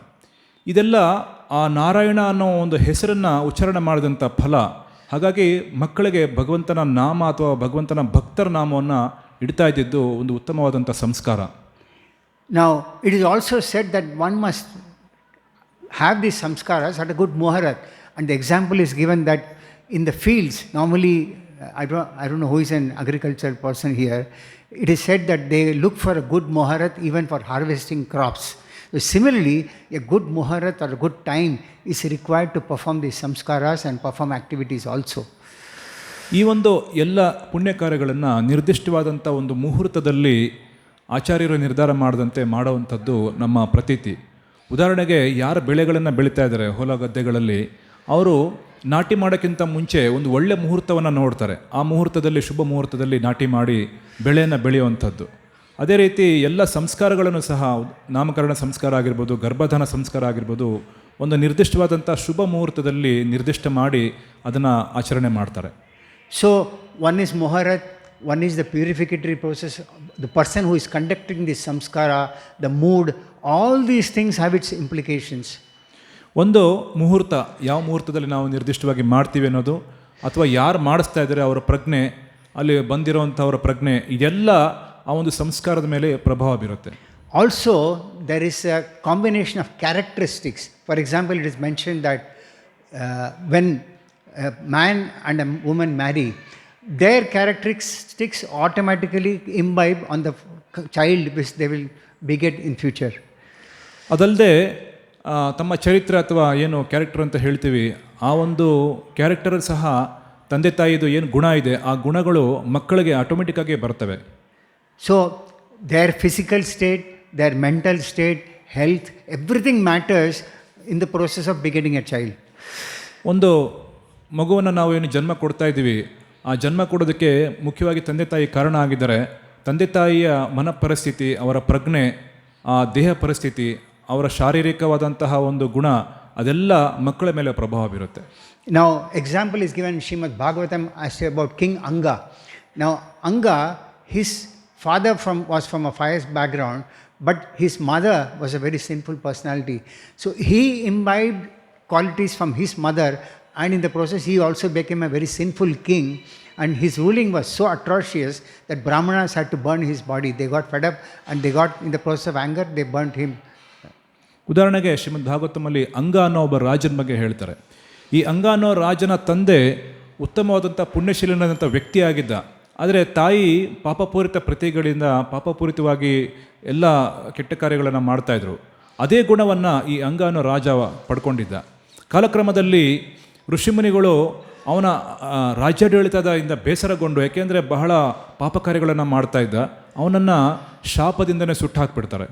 Now, there might be materially also some cases where there might be a family of doctors. For example, father might be a doctor, mother might be a doctor.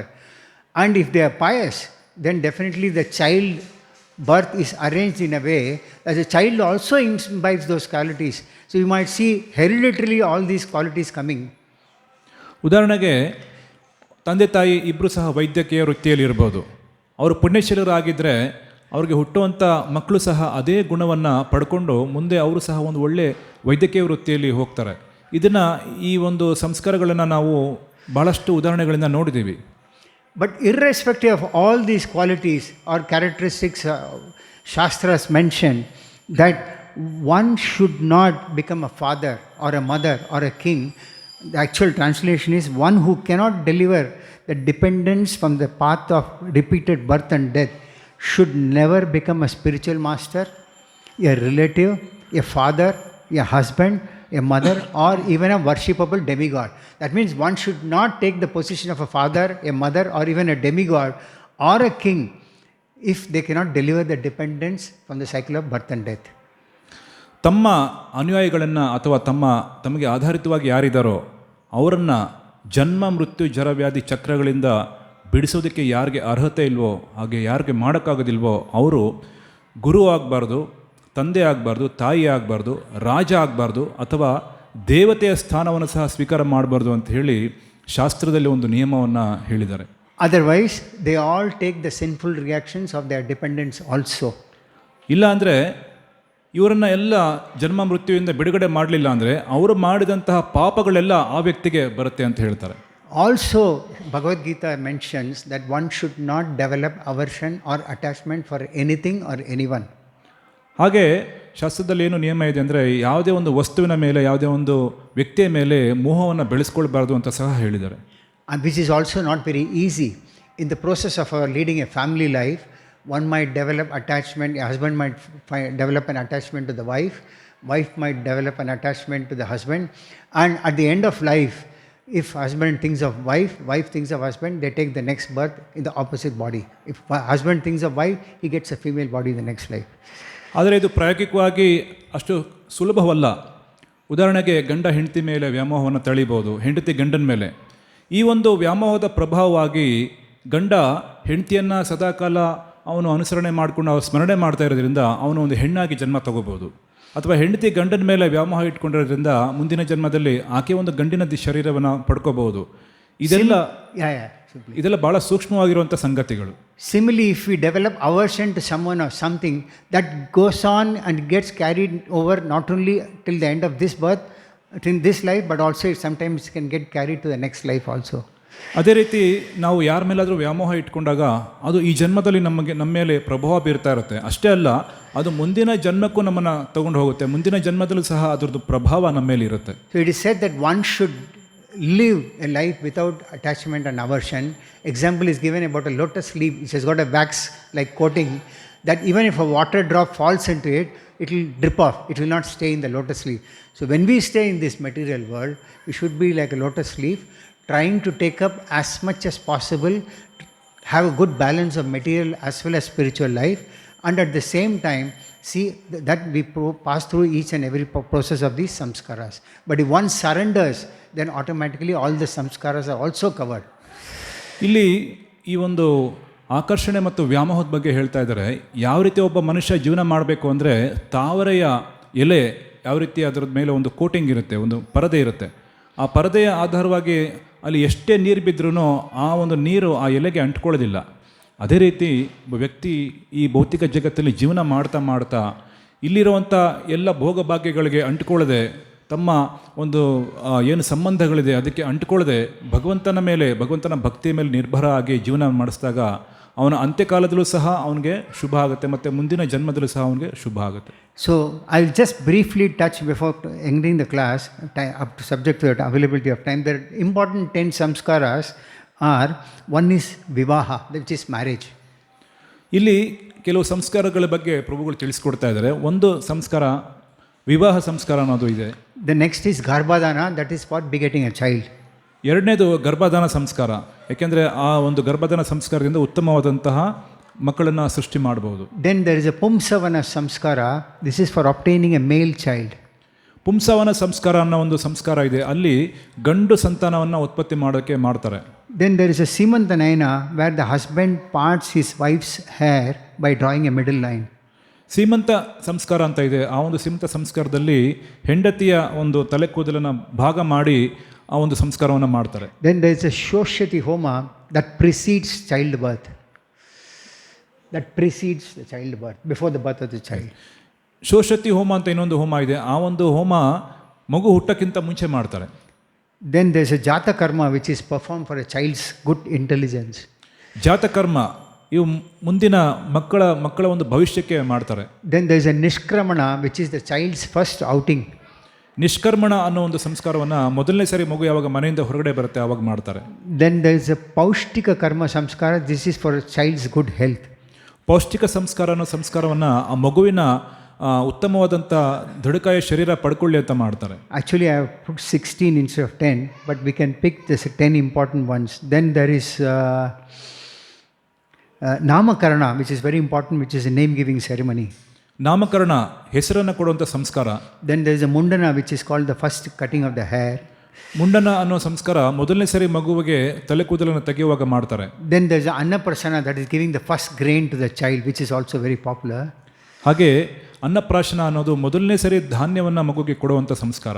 Then there is Kamavedu, which is called piercing the ears. ಅದೇ ರೀತಿ ಕರ್ಣವೇದು. Then Chudakarana, which is the first haircut. ಚೂಡಕರಣ ಅಂದರೆ ಮೊದಲನೇ ಸರಿ hair cut ಮಾಡುವಂಥ. Some of them may not be very relevant today, but then some of them are important. For example, Vidyarambam, learning the alphabet, which is also very popular, which is important also. ವಿದ್ಯಾರಂಭನ ಸಂಸ್ಕಾರ ಮೊದಲನೇ ಸರಿ ಮಕ್ಕಳಿಗೆ ಅಕ್ಷರಾಭ್ಯಾಸ ಮಾಡ್ತಾರಲ್ಲ ಆ ಸಂಸ್ಕಾರ. Then Upanayanam, which is also very, very important and crucial, but then provided it is done in the right spirit and understanding. ಉಪನಯನ ಅನ್ನೋ ಸಂಸ್ಕಾರ ಸಹ ಬಹಳ ಉತ್ತಮವಾದಂಥದ್ದು, ಅದನ್ನು ಒಂದು ಒಳ್ಳೆ ಮಾರ್ಗದರ್ಶನದಲ್ಲಿ ಮಾಡುವಂಥದ್ದು. And then the last is Antyeshti, which is the funeral rites, which is also equally important because many may not be devotees of the Lord. So for them also to get a pious birth, these final rites are performed. ಅದೇ ರೀತಿ ಅಂತ್ಯ ಸಂಸ್ಕಾರ ಅಂತ ಏನು ಹೇಳ್ತೀವಿ, ಪ್ರತಿಯೊಬ್ಬರು ನಾವು ಭಕ್ತರು, ಪರಿಪೂರ್ಣ ಭಕ್ತರಲ್ಲ, ಹಾಗಾಗಿ ಮುಂದಿನ ಜನ್ಮದಲ್ಲಿ ಅವ್ರಿಗೆ ಒಂದು ಒಳ್ಳೆ ಗತಿ ಸಿಗಲಿ ಅಂತ ಮಾಡುವಂಥದ್ದು. So in this particular purport, there is mention of Garbhadana Samskara. There are 2 or 3 important points which I can mention. It is said that for a period of 6 months to 1 year, one should not eat maida, which is not good for health. ಈ ಒಂದು ಸಂಸ್ಕಾರದಲ್ಲಿ ಗರ್ಭಧಾನ ಸಂಸ್ಕಾರ ಅಂತ ಏನು ನೋಡ್ತೀವಿ, ಈ ಸಂಸ್ಕಾರದಲ್ಲಿ ಕೆಲವೊಂದು ನಿಯಮಗಳನ್ನು ಸಹ ಕೊಟ್ಟಿದ್ದಾರೆ. ಮೊದಲನೇ 6 ತಿಂಗಳು ಈ ಮೈದಾ ಅಂತ ಏನು ಹೇಳ್ತೀವಿ ಅದನ್ನು ತಿನ್ನಬಾರ್ದು. One should not also consume alcohol or other intoxicants, as it can affect the mental state of the person as well as the coming child. ಒಂದು ಇಂಟಾಕ್ಸಿಕೇಷನ್ ಅಂದರೆ ಮದ್ಯಪಾನ ಮಾಡುವಂಥದ್ದು ಅಥವಾ ಬೇರೆ ರೀತಿಯಾದಂಥ ಇಂಟಾಕ್ಸಿಕೇಷನ್ ಏನಿದೆ ಅದನ್ನು ಸಹ ಮಾಡಬಾರ್ದು, ಯಾಕೆಂದರೆ ಅದು ಮಗುವಿಗೆ ಪರಿಣಾಮ ಬೀರುತ್ತೆ. One should also not consume very spicy food to get a healthy child. ಬಹಳ ಮಸಾಲೆಯುಕ್ತವಾದಂತಹ ಖಾರವಾದಂತಹ ಪದಾರ್ಥಗಳನ್ನು ಸಹ ತಿನ್ನಬಾರ್ದು ಅಂತ ಹೇಳ್ತಾರೆ, ಅದು ಮಗುವಿನ ಮೇಲೆ ಪ್ರಭಾವ ಬೀರುತ್ತೆ. But certain things like til oil, it is said it is good, cow ghee is good, cow's milk is good. So when you eat healthy, both the husband and wife eat healthy, then the child that they beget also becomes healthy. ಅದೇ ರೀತಿ ಆರೋಗ್ಯಪೂರ್ಣವಾದಂಥ ಕೆಲವೊಂದು ಆಹಾರದ ಬಗ್ಗೆ ಹೇಳಿದ್ದಾರೆ. ಎಳ್ಳಿನ ಎಣ್ಣೆ ಅಥವಾ ತುಪ್ಪ ಅಥವಾ ಹಾಲು, ಹಸುವಿನ ಹಾಲು, ಇದೆಲ್ಲ ಮಗುವಿನ ಆರೋಗ್ಯಕರ ಬೆಳವಣಿಗೆ ಮೇಲೆ ಪ್ರಭಾವ ಬೀರುತ್ತೆ. So if all these samskaras are performed, then the society is peaceful. Otherwise, it becomes a society of Varna Shankara, and they become a big nuisance and disturbance to the society, by which society will never be happy. ಈ ಎಲ್ಲ ಸಂಸ್ಕಾರಗಳನ್ನು ಒಬ್ಬರು ಆಚರಣೆ ಮಾಡಿದ್ದೇ ಆದರೆ ಸಮಾಜದಲ್ಲಿ ಹುಟ್ಟುವಂಥ ಮಕ್ಕಳು ಸಮಾಜಕ್ಕೆ ಉತ್ತಮ ಪ್ರಜೆಗಳಾಗಿ ಬೆಳೆಯುತ್ತಾರೆ ಮತ್ತು ಸಮಾಜ ಶಾಂತಿಯುತವಾಗಿರುತ್ತೆ. ಇಲ್ಲಾಂದರೆ ಯಾರು ಈ ಸಂಸ್ಕಾರಗಳನ್ನು ಆಚರಣೆ ಮಾಡದೆ ಕೇವಲ ಇಂದ್ರಿಯ ತೃಪ್ತಿಗೋಸ್ಕರ ಮಕ್ಕಳನ್ನು ಪಡಿತಾರೆ, ಅಲ್ಲಿ ಹುಟ್ಟುವಂಥ ಮಕ್ಕಳು ಸಮಾಜಕ್ಕೆ ಕ್ಷೋಭೆಯನ್ನು ಅಥವಾ ಶೋಭೆಯನ್ನು ಮತ್ತು ಅಶಾಂತಿಯನ್ನು ಉಂಟು ಮಾಡ್ತಾರೆ. And if we see today why the society is having so much of disturbance, it is because people don't go through the reformatory process. At the same time, if they go through without, like Lord says, Vedescha Sarmem Ahameva Vedyo. Purpose of knowing the Vedas is to know me. So if you perform all these samskaras and you don't come to the actual goal, that is to become devotees of the Lord, the samskaras have no meaning. So with this I conclude the class for the day. ಇಲ್ಲಿ ಈ ಸಂಸ್ಕಾರದ ಬಗ್ಗೆ ಹೇಳ್ತಾ ಇದ್ದಾರೆ. ಎಲ್ಲ ಸಂಸ್ಕಾರಗಳನ್ನು ನಾವು ಆಚರಣೆ ಮಾಡ್ತಾ ಇರುವಂಥ ಉದ್ದೇಶ ಏನು? ಅಂತಿಮವಾಗಿ ಭಗವಂತನ ಪರಿಶುದ್ಧ ಭಕ್ತಿಯನ್ನು ನಾವು ಪ್ರಾಪ್ತಿ ಮಾಡಿಕೊಂಡಿದ್ದೆ ಆದರೆ ಈ ಎಲ್ಲ ಸಂಸ್ಕಾರಗಳು ನಮ್ಮ ಮೇಲೆ ಉತ್ತಮವಾದಂಥ ಪ್ರಭಾವ ಬೀರುತ್ತೆ. ಅದೇ ನಾವು ಕೇವಲ ಇಂದ್ರಿಯ ತೃಪ್ತಿಗೋಸ್ಕರ, ಕೇವಲ ಡಂಬಾಚರಣೆಗೋಸ್ಕರ ಈ ಸಂಸ್ಕಾರಗಳನ್ನು ಮಾಡಿದ್ದೆ ಆದರೆ ಅದು ನಮ್ಮ ಮೇಲೆ ಯಾವುದೇ ಪ್ರಭಾವ ಬೀರದೆ ನಿಷ್ಪ್ರಯೋಜಕವಾಗಿ ಅದೆಲ್ಲ ಹಾಳಾಗುತ್ತೆ. With this I conclude the class. For the next few minutes till the curtain opens, I can take some questions or comments. ಏನಾದರೂ ಪ್ರಶ್ನೆ ಇದ್ದರೆ ಈ ಕ್ಲಾಸ್ಗೆ ಸಂಬಂಧಪಟ್ಟಂತೆ ದಯವಿಟ್ಟು ಕೇಳಿ.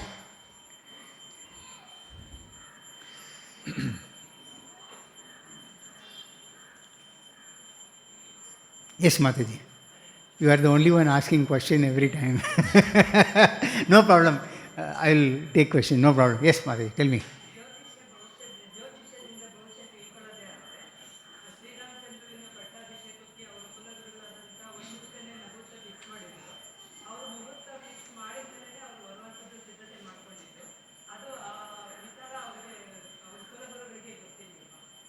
The question is, if Jyotisha Shastra is correct, then Vasishtha Muni, he fixed the Abhisheka, Rajabhisheka of Ramachandra, Lord Ramachandra. Okay. Did he never know that Ramachandra is going to forest or what? Certain things, there is Yoga Maya, that is Mahamaya. Lord knows everything.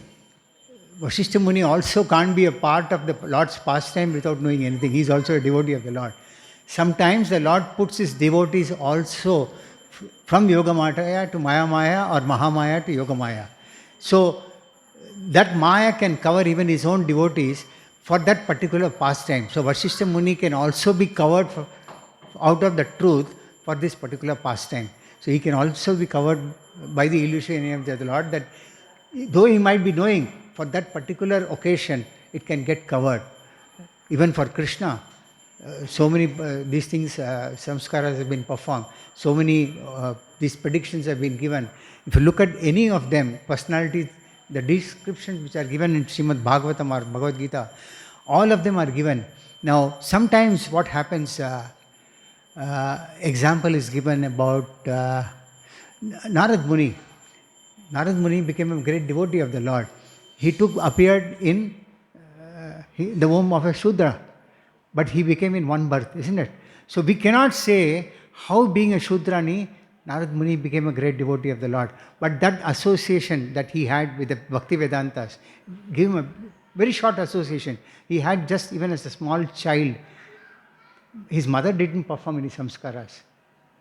He was from a Shudrani woman, born from Shudrani. But that small association that he had with the Bhakti Vedantas and just honored the Mahaprasadam, it had so much of an effect that next birth he became an Narad Muni. So like that, what happens is that many times the Maya covers either in the form of a Yoga Maya to a Mahamaya or Mahamaya to a Yoga Maya. Clear? ಇದಕ್ಕೆ ಉತ್ತರವಾಗಿ ಪ್ರಭುಗಳು ಹೇಳ್ತಾ ಇದ್ದಾರೆ, ಎರಡು ಆವರಣಗಳು ಒಬ್ಬ ಮನುಷ್ಯನಿಗೆ ಆಚ್ಛಾದಿತ ಆಗುತ್ತೆ. ಎರಡು ಮಾಯ ಶಕ್ತಿಯಿಂದ ನಾವು ಭಗವಂತನ ನೇರವಾಗಿ ನೋಡೋಕ್ಕಾಗ್ತಾ ಇಲ್ಲ. ಒಂದನ್ನು ಯೋಗ ಮಾಯ ಅಂತ ಕರೀತಾರೆ, ಇನ್ನೊಂದನ್ನು ಮಹಾಮಾಯ ಅಂತ ಕರೀತಾರೆ. One second. Yoga Maya covers a devotee. Mahamaya covers people like us. Yogamaya ಶಕ್ತಿ ಭಕ್ತರನ್ನು ಸಹ ಅದು ಆವರಣ ಮಾಡುವಂಥದ್ದು. ಮಹಾಮಾಯ ಶಕ್ತಿ ಎಲ್ಲರನ್ನ ಆವರಣ ಮಾಡಿದೆ, ಸಾಮಾನ್ಯ ಮನುಷ್ಯರನ್ನೆಲ್ಲರನ್ನ ಆವರಣ ಮಾಡಿದೆ. ಕೆಲವು ಸಾರಿ ಭಗವಂತನ ಇಚ್ಛೆಗೆ ಅನುಗುಣವಾಗಿ ಯೋಗಮಾಯ ಶಕ್ತಿ ಭಕ್ತರ ಮೇಲೂ ಸಹ ಪ್ರಭಾವ ಬೀರುತ್ತೆ. ಅಂದರೆ ಎರಡು ಆವರಣಗಳಿದೆ. ಒಂದು ಆವರಣವನ್ನು ನಾವು ದೂರ ಮಾಡ್ಕೋಬೋದು, ಎರಡು ಪರದೆ ಇದೆ. ಒಂದು ಪರದೆ ನಾವು ದೂರ ಮಾಡ್ಬೋದು, ಇನ್ನೊಂದು ಪರದೆ ಅದು ಭಗವಂತನ ಇಚ್ಛಾಶಕ್ತಿಯಿಂದ ಆಗುವಂಥದ್ದು, ಅದನ್ನು ಮಹಾಮಾಯ ಅಂತ ಕರೀತಾರೆ. ಆ ಮಹಾಮಾಯ ಶಕ್ತಿದು ಪ್ರಭಾವ ಭಕ್ತರ ಮೇಲೆ ಸಹ ಆಗುತ್ತೆ.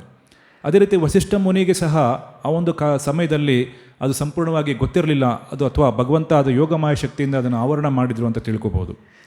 ಇದು ಜೀವಿಗಳ ಮೇಲೆ ಯಾವ ರೀತಿ ಪ್ರಭಾವ ಬೀರುತ್ತೆ ಅನ್ನೋದು ಬಹಳ ಒಂದು ಉದಾಹರಣೆಗಳ ಮುಖಾಂತರ ನಾವು ತಿಳ್ಕೊಬೋದು. ಉದಾಹರಣೆಗೆ ನಾರದ್ ಮುನಿ ಅವರು ಉತ್ತಮವಾದಂತಹ ಗತಿಯನ್ನು ಹೇಗೆ ಪಡೆದ್ರು, ಅವರು ಒಂದು ಶೂದ್ರ ಮತ್ತು ಶೂದ್ರಾಣಿಯ ಮಗ ಆಗಿ ಜನ್ಮ ತಗೋತಾರೆ. ಅವ್ರಿಗೆ ಯಾವುದೇ ಸಂಸ್ಕಾರಗಳನ್ನ ಕೊಡೋಕ್ಕಾಗೋದಿಲ್ಲ, ಯಾವುದೇ ಸಂಸ್ಕಾರವನ್ನು ಅವ್ರು ಕೊಟ್ಟಿರೋದಿಲ್ಲ. ಆದರೆ ಮಹಾಭಕ್ತಿ ವೇದಾಂತಗಳು ಅಂದರೆ ಮಹಾಭಕ್ತರು ಒಂದು ಕಾಲದಲ್ಲಿ ಅವ್ರಿಗೆ ಈ ತಾಯಿ ಮತ್ತು ಮಗ ಸೇವೆ ಮಾಡಿದ್ರಿಂದ ಅವರ ಉಚ್ಛಿಷ್ಟವನ್ನು ಅವರು ತಿಂದು ಬಿಟ್ಟಂಥ ಆಹಾರವನ್ನು ಮಹಾಪ್ರಸಾದವನ್ನು ತಿಂದಿದ್ದ ಕಾರಣದಿಂದನೇ ಅವರಿಗೆ ಉತ್ತಮವಾದಂಥ ಪರಮಗತಿ ಸಿಕ್ತು. ಹಾಗೆ ಈ ಯೋಗಮಾಯ ಶಕ್ತಿ ಮತ್ತು ಮಹಾಮಾಯ ಶಕ್ತಿ ಯಾವಾಗ ಯಾರ ಮೇಲೆ ಪ್ರಭಾವ ಬೀರುತ್ತೆ ಅನ್ನೋದು ಭಗವಂತ ಮಾತ್ರ ನಿರ್ಧಾರ ಮಾಡ್ಬೋದು. Similarly, in the case of gopis, they were covered by Yogamaya potency, and they could see Krishna with each and every one of them. So this Maya covering, it depends on the Lord himself. It's not on our hands. It can cover even the purest devotee like Yashoda Mai. This example is true about Yashoda Mai. I mean, she was on a particular rasa. So she could not realize Krishna is the Supreme Personality of Godhead when she saw so many universes and planets in his mouth. That is another form of Yogamaya. Yogamaya ಶಕ್ತಿಯಿಂದ ಅನೇಕ ಉದಾಹರಣೆಗಳು ನಾವು ನೋಡ್ಬೋದು. ಗೋಪಿಯರು ಯೋಗಮಾಯ ಶಕ್ತಿ ಪ್ರಭಾವದಿಂದ ಎಲ್ಲ ಕಡೆ ಅವರು ಕೃಷ್ಣನನ್ನು ನೋಡ್ತಾಯಿದ್ರು. ಕೃಷ್ಣ ಯಾವಾಗ ಇಲ್ವೋ ಅವರು ದುಃಖ ಪಡ್ತಾಯಿದ್ರು. ಯಶೋಧ ಮಾತೆ ಸಹ ಕೃಷ್ಣನ ಬಾಯಲ್ಲಿ ಎಲ್ಲ ಪ್ರಪಂಚವನ್ನು ಇಡೀ ಜಗತ್ತನ್ನು ನೋಡಿದಾಗಲೂ ಸಹ ಕೃಷ್ಣ ನನ್ನ ಮಗನ ಅಂತ ತಿಳ್ಕೊತಾಯಿದ್ರು. ಕಾರಣ ಏನು? ಅವ್ರ ಮೇಲೆ ಯೋಗಮಾಯ ಶಕ್ತಿದು ಪ್ರಭಾವ ಆಗಿರೋದ್ರಿಂದ ಎಷ್ಟೇ ಸರಿ ಅವರು ನೋಡಿದ್ರೂ ಸಹ ಕೃಷ್ಣ ದೇವೋತ್ತಮ ಪರಮಪುರುಷನ ಅವರ ಅಮಿತವಾದ ಲೀಲೆಗಳನ್ನು ನೋಡಿದಾಗೂ ಸಹ ಕೃಷ್ಣ ನನ್ನ ಮಗನ ಅಂತ ಅವ್ರು ಅರ್ಥ ಮಾಡ್ಕೋತಾ ಇದ್ರು. ಇದು ಯೋಗಮಾಯ ಶಕ್ತಿದು ಪ್ರಭಾವ. Is it clear? Yes, yes. So we say for Krishna, Ah. especially we see the peacock feathers and flute. Ah. Symbolized. Is there any behind story of regarding the flute? Means normal Krishna flute ಜಾಸ್ತಿ flute ನಾನು main recognize ಮಾಡ್ತೀವಿ. Krishna flute ಅನ್ನೋದು ಅದು ಅವಾಗ ನೋಡಿ Krishna ಆಯ್ತು flute. Now, it's another subject matter. okay. Can we take this question? Okay. Now, as far as peacock feather is concerned, I can tell you straight away because Krishna has got always travels on his peacock. So anything related to peacock is very auspicious for Krishna. That is why peacock feather is always used for Krishna. As far as flute is concerned, there is a very old and long pastime. I don't remember it straight away. I cannot recollect it. But one thing is that when Krishna plays the flute, he plays in the flute in such a way that all his devotees, irrespective of wherever they are, they get attracted to the playing, that hearing the voice of his flute. And this is one extraordinary quality of Krishna. Now, all other incarnations of Krishna, they may have maximum 60 qualities. But there are 4 extra qualities which only Krishna has got, not even Narayana. And out of these 4, one is Krishna plays his flute. And this was this thing right from his childhood. If you see, Krishna always plays with cows. He is never away from cows. Namo Brahmane Devago Brahmane Hitacha. So these are certain qualities or characteristics that Krishna had right from the beginning. So flute playing was one right from his childhood. But the flute part of it, there is a long old pastime which I don't remember. I can try to get it from somewhere and try to pass it on. Yes. ಈ ಒಂದು peacock feather ಏನಿದೆ, ನವಿಲ್ ಗರಿ, ಅದು ಬಹಳ auspicious ಆಗಿರುವಂಥದ್ದು. ಅದು ಭಗವಂತ ಅದನ್ನು ಯಾವಾಗಲೂ ಧಾರಣೆ ಮಾಡ್ತಾರೆ. ಭಗವಂತ ಧಾರಣೆ ಮಾಡಿದ್ರಿಂದ ಅದು ಪವಿತ್ರ ಅಲ್ಲ. ಅದು ಪವಿತ್ರ ಆಗಿರೋದ್ರಿಂದ ಭಗವಂತ ಅದನ್ನು ಧಾರಣೆ ಮಾಡಿದ. ಭಗವಂತ ಧಾರಣೆ ಮಾಡಿದ್ರಿಂದ ಅದು ಪವಿತ್ರತೆಯನ್ನು ಪಡ್ಕೊಂಡಿದೆ. ಉದಾಹರಣೆಗೆ ಈ ಕೊಳಲು ಸಹ ನೀವು ಕೇಳಿದ್ರಿ. ಕೊಳಲು ಏನಂದರೆ, ಕೊಳಲು ಸಹ ಕೃಷ್ಣ ಯಾವಾಗಲೂ ನುಡಿಸ್ತಾ ಇರ್ತಾರೆ, ಯಾವಾಗಲೂ ಇಟ್ಕೊಂಡಿರ್ತಾರೆ. ಯಾಕೆ ನುಡಿಸ್ತಾರೆ ಅಂದರೆ ತನ್ನ ಭಕ್ತರನ್ನು ಆಕರ್ಷಣೆ ಮಾಡಲಿಕ್ಕೋಸ್ಕರ ಕೊಳಲನ್ನು ನುಡಿಸಿ ಭಕ್ತರನ್ನು ಆಕರ್ಷಣೆ ಮಾಡ್ತಾರೆ. ಕೃಷ್ಣನಿಗೆ ಎಲ್ಲ ರೂಪಗಳಿಂದ, ಅವತಾರಗಳಿಗಿಂತ ಇನ್ನೂ 4 ಗುಣಗಳು ಹೆಚ್ಚಾಗಿದೆ. ಅದನ್ನು ವೇಣು ಮಾಧುರಿ, ರಸ ಮಾಧುರಿ ಅಂತ ಹೇಳ್ತಾರೆ. ಈ ವೇಣು ಮಾಧುರಿ ಅಂತ ಏನಂದರೆ, ಕೃಷ್ಣ ಒಬ್ಬರೇ ಆ ವೇಣು ಮಾಧುರ್ಯವನ್ನು ಹೊಂದಿರುವಂಥದ್ದು. ನಾರಾಯಣಿಗೆ ಸಹ ಆ ಒಂದು ಗುಣ ಇಲ್ಲ.